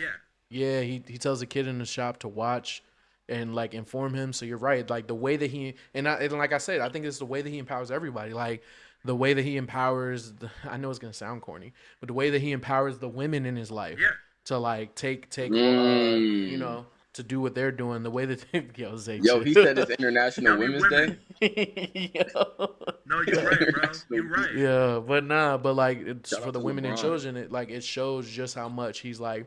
No, the goal is this. This is the goal. So whatever role I can play to get into this goal, obviously it's become the leader role. But whatever role I can play in order for the goal to succeed, I will. You know what I'm saying? And that's a part of the reason why I love his character so much. Yeah, I agree. And so that goes into that whole theme, and that's how I felt about that whole middle section. I think to me it's probably going to be the most rewatchable scene because I think it's so fucking enthralling. Like from the moment that Leo goes, I mean it starts earlier, but the moment Leo goes to Sensei's place, obviously the comedic moments of him talking on the phone. We talked about that already. And how one of my favorite little moments is where Leo's is bad. He's being asked what time is it. And he repeats it, and then Sensei is 8:15. I don't know if you guys caught that. Yo, that is a theme throughout the movie where somebody is so wrapped up in their conversation that somebody else will respond. Like that happened multiple times in the movie where the A character is wrapped up in their conversation, and then the background character answers them as if they're talking to them. Right. I thought the way that they did that was great. It's a great small little, and that's why I think this is what makes this movie so great to me. It's just all those little details add up to something truly special, it's those moments that feel throughout the movie that make it feel more real and more more fun. I don't know, but I think I just wanted to say a funny moment before we move on to the amazing third act. A funny moment that we did not mention. There's a scene where Leo is continuously trying. He's continuously trying to charge this phone so that he can see if he can contact. If he can contact his daughter, and Benicio is basically letting everybody in the store know. He's letting the mom know. He's letting the people know that it's time to enact our plan. We gotta lock in. So he comes back. Benicio comes back down the stairs, yells at the fucking Mexican kid to get off the phone. And Leo thinks he's talking to him. That was funny. And he says, "Bro, what the fuck?" Bro, I noticed. I kind of vaguely clocked that the first time, but the second time was so funny. Leo genuinely thought he was talking to him. He was not. And then Benicio just didn't acknowledge it. He was like, at all, yo. Didn't give a fuck. He was like, "You're coming with me anyway, so fuck it, come on." Yeah, Nah, before we move on to the third act, the one thing I wanted to critique, it's not even a real critique. The scene where Chase Infinity gets picked up by Regina Hall, and she's at the homecoming dance. We can talk about that scene because we kind of touched on it. But one thing I want to say before we get into that was we gotta stop using Sheck West as a song for the youth, bro. We have to stop doing that, bro. That song it is makes sense in this. It makes sense bro, in this aspect. You gotta look at the aspect. that song, that bro. is That song is that's a PWI high school, bro. no. I get what you're saying. But god damn, y'all, what are we? I don't like what you're doing, bro. I don't like everywhere we go, bro. Everywhere we go, yo. College 25 came out, and Mo Bamba is the soundtrack to College 25, yo. Mo Bamba is the soundtrack for the youth in a PTA film. Bro, Mo Bamba, bro, that shit came out 10 years ago, bro. That's not the soundtrack of the youth. We have to stop using that, bro. Y'all are giving this nigga money and encouraging encouraging him to never ever make good music again. Okay. Like we got it. There's other representations of what a youth sounds like. I would have loved, and again, this isn't a real critique. I would have loved if Paul like put a Cash Cobain song in there or something. Bro, Like, they're not I know he listening probably to Cash doesn't know who. Cobain Bro, in what Northern actor, what California. actor in that movie? Bro, come on, bro. What actor in that movie is gonna be like, yeah, bro, you actually don't need to play Mo Bamba here. You need to play Cash Come on, Cobain. bro. Paul You know what's Thomas crazy? You know what's Anderson. crazy? You say that, but earlier we mentioned how collaborative this film was and how much he listened to the people around him. You don't think Tiana Taylor, No! someone who has their pulse on the culture, would say, hey, maybe we shouldn't play Mo Bamba? You don't think Chase Infinity, who's 25 No, years old, Tiana who's- Taylor is very like she's like a millennial, like. but Tiana black, where, Taylor's like, that's in the type of hip stuff hop that she though. listens to. Tiana Like, Taylor's she's, like, in the city. That her age wise is that may be the thing that she listens to. But Tiana Taylor is somebody who's in the culture, who has a pulse on the culture. Chase Infinity is 25 years old. Like somebody could have said, and biracial. She loves Mo Bamba. Bro, yeah, I'm not gonna lie. Billy's point is in general, I agree with this. It is a pet peeve when like in movies to show like what are the kids listening to, you know, when and then they play like, you know, some bullshit. I get it. That's how you feel about Mo Bamba. But I think in this specific movie, I cannot lie. When I heard Mo Bamba, I was like, that's about right. Like I'm telling you, Mo Bamba is just Fiend before Fiend, bro. That's all it is. And I feel like Fiend is a little too recent to like. no, I hear y'all. I definitely hear y'all. This is a rural town in the middle of nowhere. It's a majority white school, so yes, they would play mobile. I do hear y'all, and that's why I introduced it with like this isn't a real critique. This is more just like a general, hey yeah. hey old fucks. Like, I feel you. if you're gonna try to represent the youth, at least consult the youth that you're trying to represent. Just because you were young once doesn't mean that you understand what current youth are going through. Yeah. And Like- this is a thing that I think we could get into like a little bit deeper in terms of Paul Thomas Anderson really putting a lot of himself in this Yes. movie. But like I said earlier with Leo is out of touch as fuck. So I think that Leo being an out of touch character relates back to Paul Thomas Anderson being an out of touch guy and thinking that Mo Bamba is still what niggas listen to, bruh. It's totally in his personality and in character for Paul Thomas Anderson to think that niggas still listen to Mo Bamba. It's yeah, totally cool because for also, him. yeah, he has biracial daughters. At some point, they showed him Mo Bamba, and he that was a life changing experience for him. He realized he was washed and old, and just put it in this movie. I'm telling He you. realized he was watching old Yeah. when he heard let the young niggas fall. He was like, I don't got it Yeah, he's anymore. like, I don't know what in the fuck this is. By the way, I know he's a little at least tapped in because he put Jungle Pussy and Dijon in this movie. That's what I'm So, like, saying. it's- That's what I'm saying. Like Yeah. he has access to newer people. Like Dijon was in the movie. Yeah. Like what are we talking about? Yeah. Like he this was an intentional choice is what I'm saying, bro. Yeah. Mo Bamba does not represent the youth of today, and it doesn't represent like I don't I know. hear you. bro. I'm not gonna lie. I Again, feel it was you. a side tangent. I hear you. I Now hear you. I didn't mean to get so passionate about it because we have to stop now because I will go on a full tangent and I didn't mean to. I just wanted it to be a small critique. No, I hear we you. gotta erase Mo Bamba Oh, from our shit. playlist. It's time to move on from Mo Bamba. Is your point? Yo, I'm just real. Oh shit, that was Dijon. was, bro. First off, I didn't even know what that nigga looked like, but the fact that I'm seeing his face right now, I'm like, oh yeah, that definitely was him. That's bro. Mexican Like, hairless dude. Yeah. Yeah. The nigga that saved our Which, by lives. the way, in the where movie. you guys stand on that? If that was y'all on the other end of the phone, in like, you know, let's say I'm gonna do it. So for Billy and Zay, Right. Zay, no, I'm gonna do opposite. Billy, Go ahead. you call the revolutionaries. You can't remember the Gotcha. code. They transfer you, and is your brother Zay on the other end. He's Gotcha. spearheading the whole thing. He's like, Billy, relax.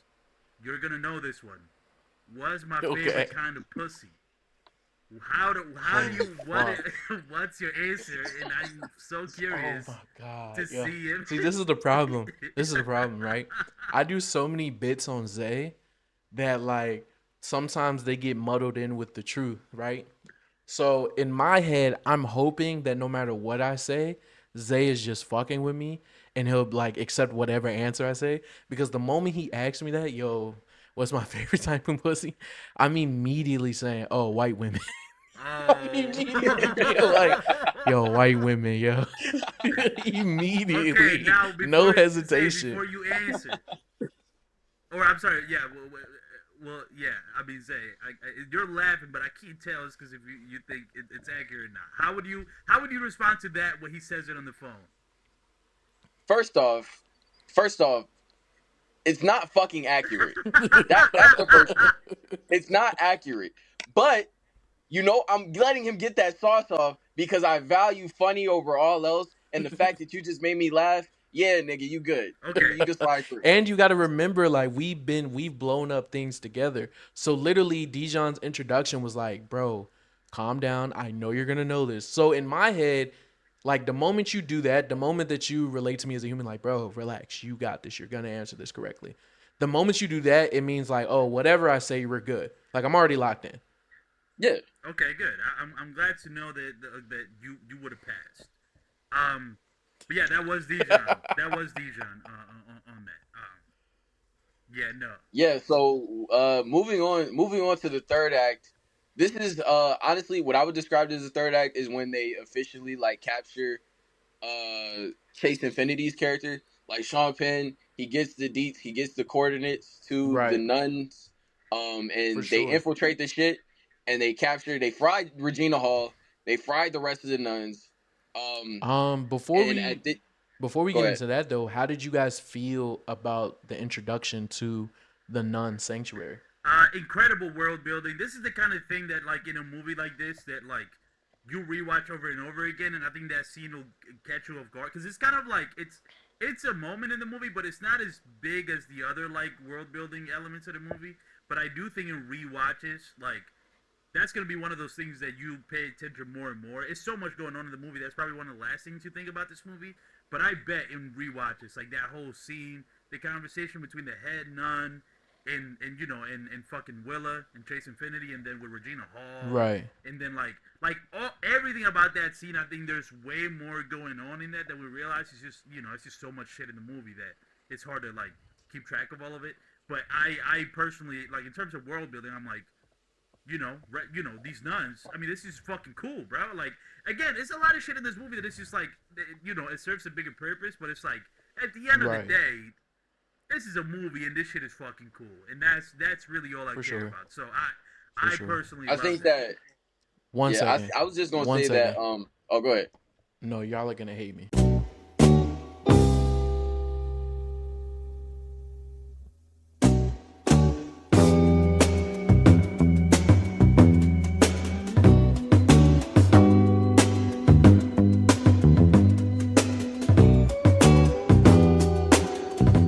All right, so moving on to the third act, which this is probably one of the best third acts that we've seen all year, just in terms of like the tension and the filmmaking of this, and like the basically just the desperation that you feel of these characters, of Leo's character, of the desperation of Sean Penn's character, for one, not to just to hope that this bitch is not his daughter, but the other thing is just for him to not get, not have the Christmas adventurers find out. That's how he's thinking about the situation. And then obviously you have the desperation of Chase Infinity to get out of this situation. So how did you guys feel about this whole third act? How did it flow for y'all? Were y'all like locked in the whole time? You can go ahead for. Nah, you can go ahead. Billy. Okay, yeah, no, the third act, I agree. I was so fucking locked in. I think first of all, the moment where like Lockjaw gets shot in the face, that shit was fucking nuts. That shit hits. This is what I'm talking about. I think this movie is a blockbuster. This shit really lives up to like a good action thriller, because that's a fucking classic. Just like unexpected, you just get shot in the face, fucking car goes flying off. Like that was awesome. But I think the biggest piece of tension for me was definitely Willa. And how she was gonna get out of like the situation Right. she was in, because like, as much as like, one thing that I found interesting is that they set up that she does like the martial arts or whatever. It still doesn't mean they do a subversion where you think, oh, at some point she's gonna use that, right? And she kind of tries, but obviously, realistically, It's only so much she Is can that do a against like all these grown is that a men. critique towards karate as a whole? Because the critique towards karate is this shit won't work in real life. That's always been the critique that I've heard of people who take karate specifically. And she was a purple belt, which means like she was advanced in like her karate-ness, like, and that did nothing for her the entire film. There Yeah, was not one point where yeah. that helped her. The only time it did something is when she kind of does the kind of like the takedown when she's getting taken out of the car, but then she gets grabbed Right. anyways. Yeah, I agree. I think this movie, one of its biggest points is that that Yeah, shit fuck sucks. karate. It is Well, so push got- push back yeah, on the fuck karate. Push back on the karate sucks part. Nigga, she didn't have access to her hands. The whole second half of the movie, her hands are like behind her back. She basically only has her legs to like fight against niggas. Obviously, she's not gonna be as good using her karate skills when she doesn't have her fucking hands. Yeah, I guess. Nah, no, I hear you, Zay. I do think it's hilarious that you're coming to defense of your biracial sister. You good? Yeah, I get Like it. I understand. You Well, got to yeah, represent. I mean, Yo, like, it's Zendaya, bro. Nah, bro. Chase, Zay. It's in the family yeah. also. Like what you just said, your PTA's son. So I Right. feel like you are literally defending your actual blood Right. sister. I get it. Right. Yeah. Yeah, I mean, listen, it's not much to say besides like it's just a traditionally well executed action thriller in terms of like how the tension of it. I mean, at this point, I was so fucking locked into the movie. I'm telling you, like I said at the top of this, 4 hours ago, when I first was watching the movie, I wasn't even like really taking it in. I'm just like, how is this shit gonna end? But I think like the real thing to talk about, I think to me, is like the actual like the chase at the end of Yes. it. The very simple. One of the best Three- chases we've ever seen. Yeah, just 3 cars chasing after each other, or like 3 cars. Willa, the fucking races, the Christmas Adventure, and then Leo. For sure. Back to back to back. Oh no, just at first kind of like straight Yeah. road, and then the road. Which, by the way, this is I saw somebody online point this out, and I thought it was a astute observation. How kind of the roads at the end kind of turns into ocean waves. Mm. Which is like what Benicio del Toro says a lot of the time, just ocean waves. It's just breathe in, breathe out, ocean waves. And then they kind of hit this road that has a lot of like these ups and downs. In the way that shit was filmed, like truly, I've never seen anything Right. like that. The one thing that I'll say about the chase scene is that when I was watching that, I felt like for me personally, it felt eerily similar to No Country for Old Men and kind of the third act of that movie.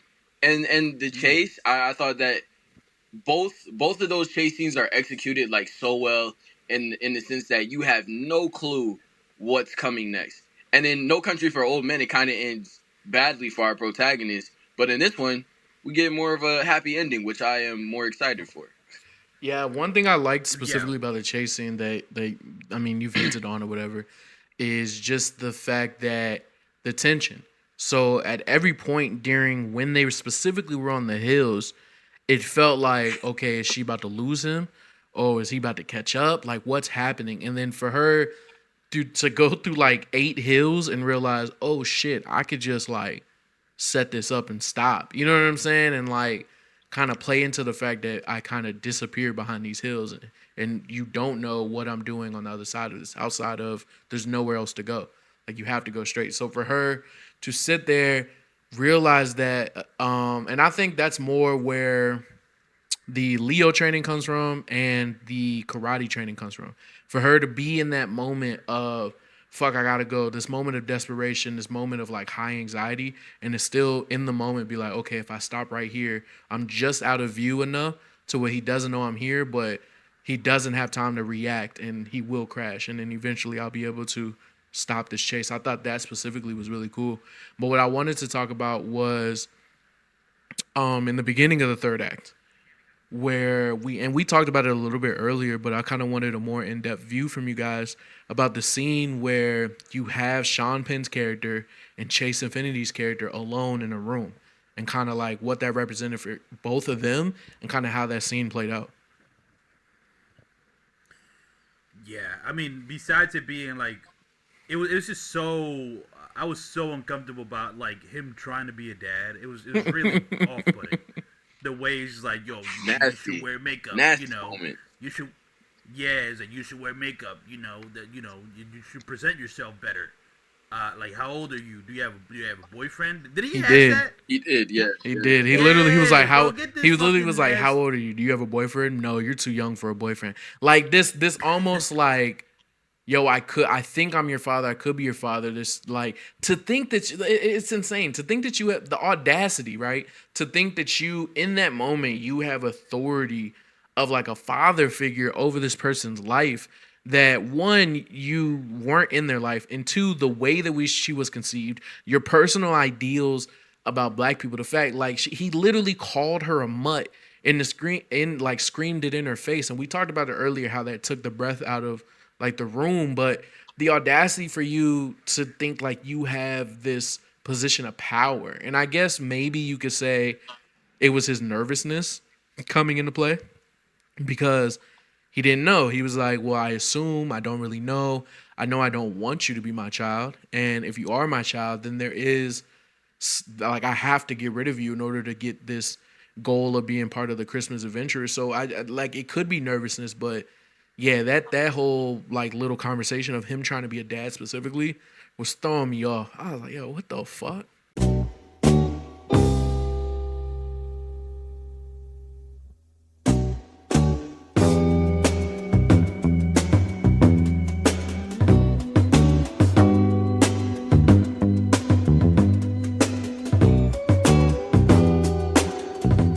All right, so we're just gonna do a quick just last final thoughts. We're gonna talk about the third act, kind of what we loved about it, what we hated about it, our slight critique, and then finish this off just for the sake of time. Just so we can go ahead and get out of Yeah, here. and also, if you're looking and being like, "Where's Zay?" Well, Zay is taking right now. As soon as Billy took, That didn't Billy happen. came That's back. being edited out. That didn't happen. I don't know what you're talking about. Yeah, the reason there's been a lot of cuts this episode is Billy. Um, then now finally when Billy comes back from his second, Zay leaves to go. It's just a lot of shit going on, but let's just finish out. Shit. Let's just finish Yo, out it's this a shit episode. mountain, if some would Um, say. yeah, yeah, I would say yeah. It's a shit avalanche, man. It's a lot of shit going on. But I will say this: for the ending of the movie, I think the real standout to me is the final set piece with it, like For the sure. road, like the three cars chasing each other, they're going up and down. I've never seen anything like that, to be honest. Because at first I didn't know how much of it was real versus like an optical Right, illusion right. of like because sometimes roads have like hills, but apparently like that specific road is pretty like fucking Right. wobbly. And the fact that like apparently they discovered that like location, like they wrote the movie based on finding the location first, which goes to what you were saying earlier about how like a lot of it is very tactical and is all based on Yeah, real locations. uh Yeah, uh there were no set yes, pieces. Single thing that you saw in this movie was a real life location that you can go and touch, which I thought was amazing. yeah, and so that's what I loved about that sequence. It's like it's so cool. He just found that was like, yo, let's do it right here, and then he came up with an ingenious way to create an And ultimate incorporate climax, that. where just like with Willa, figuring out that I just love when a fucking filmmaker uses what he has and comes up with a fun, like Right. plausible, exciting, ending to it. It's so smart for Willa to notice all the dips and ups and downs of the road and stop right before she's out of it. Right. And the car crash, that's been set up in the movie. We get another violent car crash to end the movie. And then to me, the most emotional part of the movie is when Leo, she kills the Right. guy, and that kind of I think like generational violence continues. Is definitely there's a lot of parallels between Willa and her mom, Dude, Perfidia, in I this I movie. wanted to point out a really interesting scene when after she kills a guy, she goes in the back. She doesn't know that it's Leo, her father, which at this point she realizes isn't her actual father, but like the person who raised her. And so she even says that to Sean Penn, like, yo, you're not my dad, I already have a dad, type of thing. But she doesn't realize it's him. Yeah, And then the moment that she does realize it's him, she still asks him like, yo, what's the procedures of da da da da da da da, like the code words and everything. And to me, in the moment, I was confused But thinking back on it now, like that makes perfect sense because up until she gets to the nun, she in her head thinks that her mother is the greatest revolutionary ever. She's this hero, and the moment she gets to the nuns, that is like that's broken. Her idea of her mother is broken, and she's told like, "Yo, your mother's actually a rat ass bitch." You know what I'm saying? Like we don't fuck Mm. with her at all. And so now she has to deal with this, and so she has to also deal with, well, has everybody been lying to me in my life? Like who are the people around me? And I've dealt with being trying to be kidnapped, attempted to be killed. Now I've murdered somebody for the first time. You know what I'm saying? And all of this is happening at one time. I don't know who to trust. And in that moment, when she's asking that question, she has the ability to shoot this person. And again, under the assumption that everybody is lying to me, she still is like, she still comes to the conclusion, like, no, this is my father. Let me allow him to live. He doesn't, obviously, he doesn't know the code word or whatever. But let me take a step out of this like traumatic experience and realize, no, this is the same person who's raised me. This is the person who's had nothing but good intentions for me my entire life, who's taught me everything that I've known. And if they haven't taught me, they put me in position to be taught. Let me allow myself, like, I'm safe now. You know what I'm saying? I thought that was a really interesting scene. Yeah. No, that's definitely part of why it's so emotional. On top of what I think is like the most clever little writing detail of the Right. movie, with the setup of the detectors or the thing that lets out like a melody that when you get Yeah. close it Yeah. activates, because it's like it's so perfectly integrated into the score of the movie. You know, where it's like the actual score is just the sound of these things like coming together, and you know at the end the tension of the two things coming together until it creates a harmonious Yeah. melody. It's such a perfect little writing trick that was set up at the beginning of the movie that like when I watch it I'm like, this is fucking Right. genius. They cook. And then you know, yeah, I agree. And then you know, we have to mention, you know, T Lockjaw, Yo. Terminator Lockjaw walking Bro, I to that thought he was salsa song, just dead. walking. Bro, when he Yeah, popped up on screen, and that goes back to what I was saying earlier, like, bro, how dedicated are you to live life, like to, and specifically live the life that he's currently living, a life of full of contradictions, that you like just die, just submit to death, and he yeah. doesn't. And his entire face, we see it in the later scene, like one of the final scenes, like his entire face is it's just so fucked up. Yet he still feels Yeah. like he's earned this position within the Christmas Adventurers. Like it's Yeah. insane, bro. Oh, He wants that mainstream American yeah, bro. lifestyle. He's You know, off his again, job, he's overlooking the so city. attached to these ideals that he doesn't match up to. He's so attached to this version of a man that he thinks he's supposed to be that he doesn't even realize, like, nigga, you're not in, bro. Like, even in the scene where he's like having a final interview and the guy comes up to him and is like, yo, congratulations. He's like, oh, for a second there, man, I thought I didn't make it, sir. Like even in that moment, it's like, no, you had doubts. You didn't think you were gonna make it, but somehow, some way, you still feel like you deserve this thing. Again, it goes back to this audacity that Sean Penn's character had throughout the entire film. The audacity to think that you can sit here and be someone who is actively participating in like anti-blackness and being like, no, they're less than us, but have a relationship with Tiana Taylor's character. The audacity to be in a moment where you've kidnapped this girl, Chase Infinity, and to parent her like a father. You know what I'm saying? The audacity to sit here Yeah. and think that, bro, you deserve to be in this upper echelon society. Like they're gonna accept you simply because you're this white man that upholds their values. Like that to me spoke volumes of so many times in America, you'll have people voting against their interests because they are aspiring to be something that they can't. There's so many poor people that will vote for like people tax breaks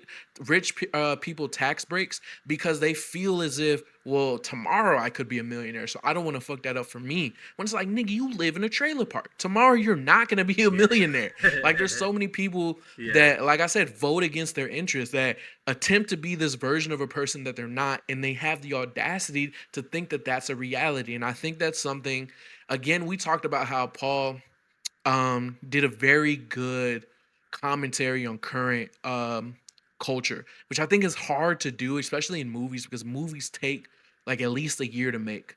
So that means you have to be doing a commentary on a culture that you think is going to be relevant 2 years from now. You know what I'm saying? Like, do you know how Yeah. insane it is to write this movie, shoot this movie, and it still be just as relevant today as when he came up with the concept? Yeah, no, it's incredibly Yeah. insightful. Um, and but that's why it makes this end even more comically tragic, right? Because you're saying all that, and that's facts. But what happens at the end? He gets fucking gas and Gets thrown in the gas, fucking. He gets bro. burnt. Like, You know, he's murdered. like it all that Right, for all what? of that to You be know? for them to look at, like, and I said this earlier, all of that for them to look at you the way that you look at the people you're oppressing. All of that for them to Yes. do to you what you've been doing to the people you're oppressing. They looked at you like less than, and they treated you like that, which again goes back to the three type of revolutionaries that were depicted in this film: chaos, order, and power. These niggas have unlimited power to Mm. assume that they can do anything, and they do it. They can get away with anything, and they're like, hey, you may have our ideals, but you don't fit the mold of somebody we think should have our ideals, so you gotta go. Which is crazy. They could have just Yeah. left him alone. But they said, Nah, no, yeah, no, we're getting rid of you. We have to get rid of you. Yeah, that's a tie up. You know, we got to make it clean, as Right. they say.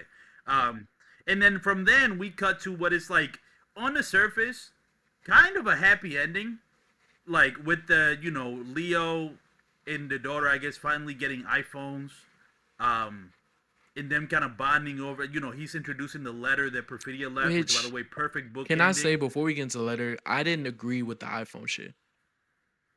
Because I don't think, can I tell you Okay. why? Because I don't think that Sean Penn being out of the picture all of a sudden makes you not like a wanted person. Like, you know what I'm saying? Like, there was nothing a Yeah. part of what you did specifically throughout this film that said you were absolved for your sins against the government, which is why they were in hiding in the first place. No, I think they're still definitely wanted, but I do think there's a smaller kind of like through line of the movie of like he did have a unnecessarily large or unnecessary. He had too much For sure. paranoia, right? Like his paranoia superseded like how he could operate in the world, and he kind of used that as a way to seclude Right. himself. Which rightfully so. He's paranoid for a reason, but I do think the movie's hinting at like with them getting the iPhones. I do think there's this idea of like you can be like they should still be paranoid, but a lot of that was also kind of an excuse to like not engage with the larger For sure. world. So I think that's why like I get what I agree with you. It's like you still got to be careful with them fucking iPhones, but I see what the movie's trying to do with them getting the iPhone. It's like, all right, come back to reality now. Yeah. Like come be with other humans. It's time for you to like reintegrate. For sure. And then you were gonna mention the letter. Yes, the letter with Perfidia, which apparently Leo has been holding for a while, was sent specifically for Willa. Willa reads it, goes to her own room. We get the voiceover from Tiana Taylor. And when I first watched it, I didn't really catch this, but I think in rewatch, because I'm thinking like the whole ending is a happy ending, right? Because she reads the letter, hugs the Right. dad. Then hears on the radio there's a protest in Oakland 3 hours away. She goes, he lets her go. New generation of revolutionary fighters, happy ending. American Girl starts Right. playing. Happy Right. ending, right? But the more I think about it, the more I'm like, first of all, the ending is kind of tragic, specifically for Willow, which I don't know if we talk too much about her character, but for the sake of it's just so much in this movie, we could do a whole separate episode on how much Right. shit there is. But like with Willow specifically, like her lack of attachment to her mom is kind of has a tragic ending here, because I do think based on what she knows that Leo doesn't know about, or Leo knows that she ratted, but not that's not Right. her daughter. But the daughter learns that she was a rat when she thought that she was her hero, and that she's the daughter of Lockjaw. Her reading that letter at the end and going to hug the dad, to me almost felt like a rejection of whatever the fuck her mom was saying. I wonder how you took that, because that's how I took it when I rewatched it. I'm like, oh, she's reading this. It's almost like, okay, sure, I hear your perspective, but I don't really give a fuck. I have somebody who's actually in my life. It's funny, when she received the letter, this to me was the perfect encapsulation of who Tiana Taylor's character was in this movie, Like Mm. you wanted to be this martyr of an idea to the point where you wrote your daughter a letter like, yo, I'm just a girl, yo. Like, yo, I'm a flawed person. I want you to be the best. Like, as if these words would mean something. Like, no, bro, Yeah. you were the complete opposite of what I built you up to be. You cheated on somebody who you said you love. You cheated on somebody who I love. You know what I'm saying? Unconditionally, who I see as his father figure. And like who you are, again, um everybody's flawed, you know what I'm saying? And I think as a child eventually Yeah. you get to the point where you realize your parents are people rather than your parents. But I do think the way that Chase's character found that out, to me, would have been like, yeah, I don't give a fuck about your words. Like, I have somebody, like you Yeah. said, I have somebody in my life who is a good representation of the ideas that I want to follow for the rest of my life, you know what I'm saying? And is showing me the correct way, whether he has his flaws, of course, but it's showing me a good way of being a good person, like despite you know what I'm saying? Like, it almost feels like, you Yeah. remember that Yeah. Will Yeah. Smith scene in Fresh Prince. He was like, yo, I got my first job Yeah. without you, I learned how to play Right. basketball without you, you know what I'm saying? It almost feels like that's what I, maybe it doesn't feel like that in the movie, but that's what I want her to feel like. Yo, you're not Well, I think around. that is what she's fit. Yeah, I mean, I think that is what she's feeling, but I think the movie plays it in a much more For subtle sure. way, right? Where it's like, it's. I think it's definitely what she's thinking, but she doesn't do like a big monologue like "fuck my mom" or whatever. But I do think that's implied. So I do think there's very much what's going on there. Nah, for sure, for sure. And Any yeah, so that's how the. what are your final thoughts? What are your final takeaways? Any major critiques that we didn't get into? Any critiques that you've seen online that you didn't agree with? Like let's start to wrap this up. Yeah, I mean, just put our bow on everything. I think this is definitely, it's this year there's been a lot of great movies this year, or like there's been a tier of like great movies For that have sure. dropped. Because I think there's kind of like there's the A tier, and then there's kind of what's under that. In the A tier, I would consider movies, like, in my opinion, like for my favorites, I would say, like, I think Sinners, obviously. I think Weapons, I loved. Eddington, Superman for me. People put 28 Years Later on Right. there.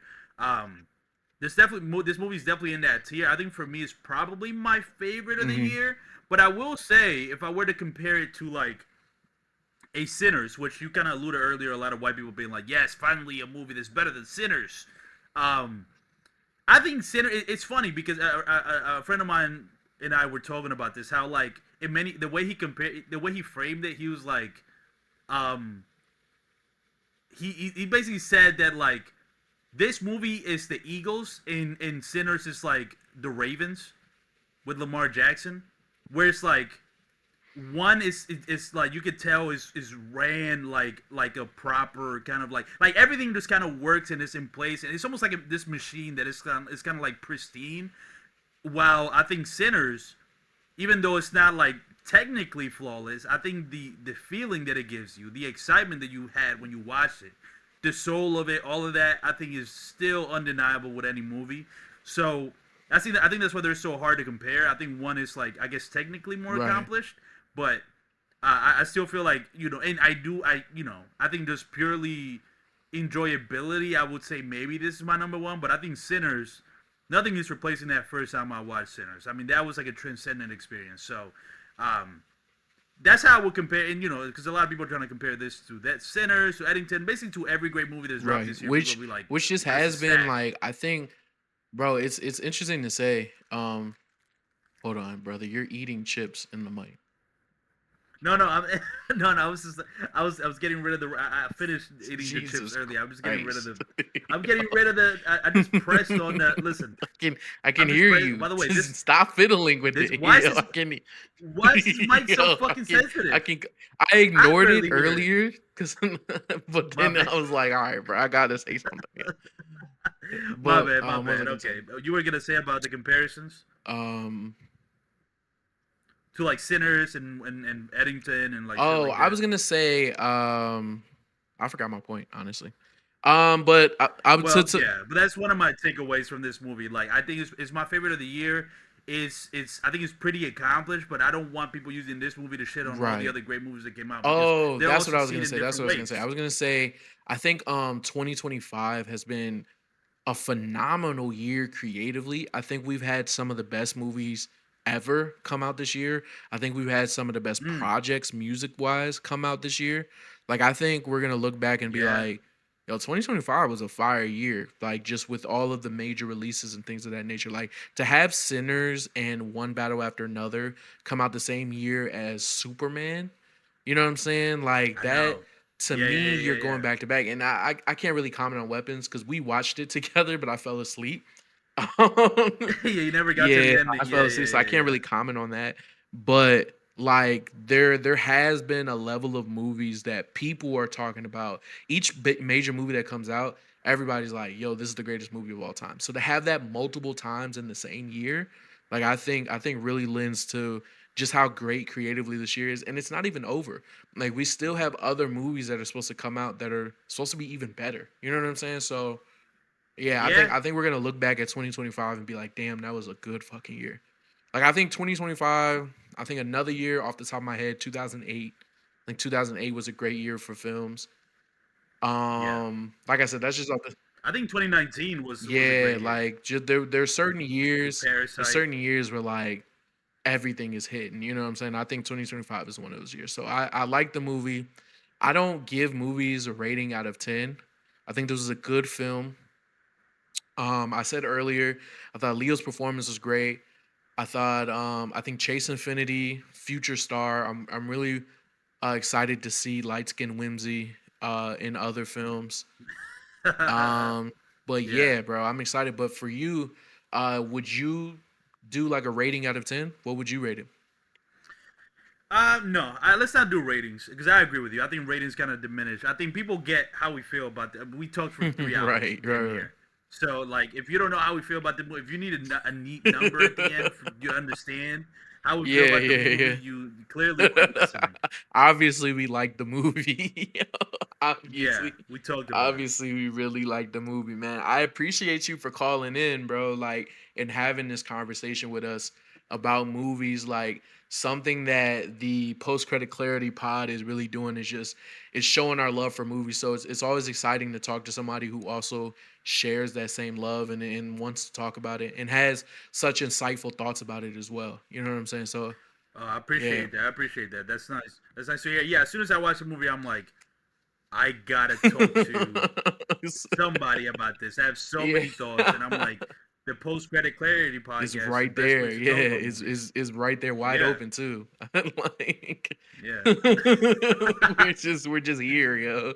We're just here, yo. But I yeah. appreciate it, man. Yo, this has been Post Credit Clarity. Make sure you subscribe, like, comment. Again, tell Pray for Zay. You know his bowels. definitely You know, pray for Zay. it's Two things extremely. that we found out about Zay today. One, Zay has a white mom. Zay is top 3 biracial Yeah, of all time, and Zay's bowels absolutely. don't really work that well. Yeah, yeah. His bowels kind of took You him know, out of commission for it this took last him part out of of this. commission. So, you know what I'm saying? But Yeah. like I said, like, comment, subscribe. Tell us what your favorite movie is. Tell us what you thought of this movie. Let us know if there's a movie that you love that you want us to talk about.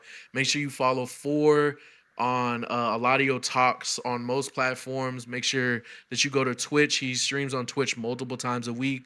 Follow him over on Potty Mouth channel, man. I think um nah, that might be a secret. But yeah, follow Alien Home Phone, follow High Tolerance, man. Salute, man. This has been Post Credit Clarity.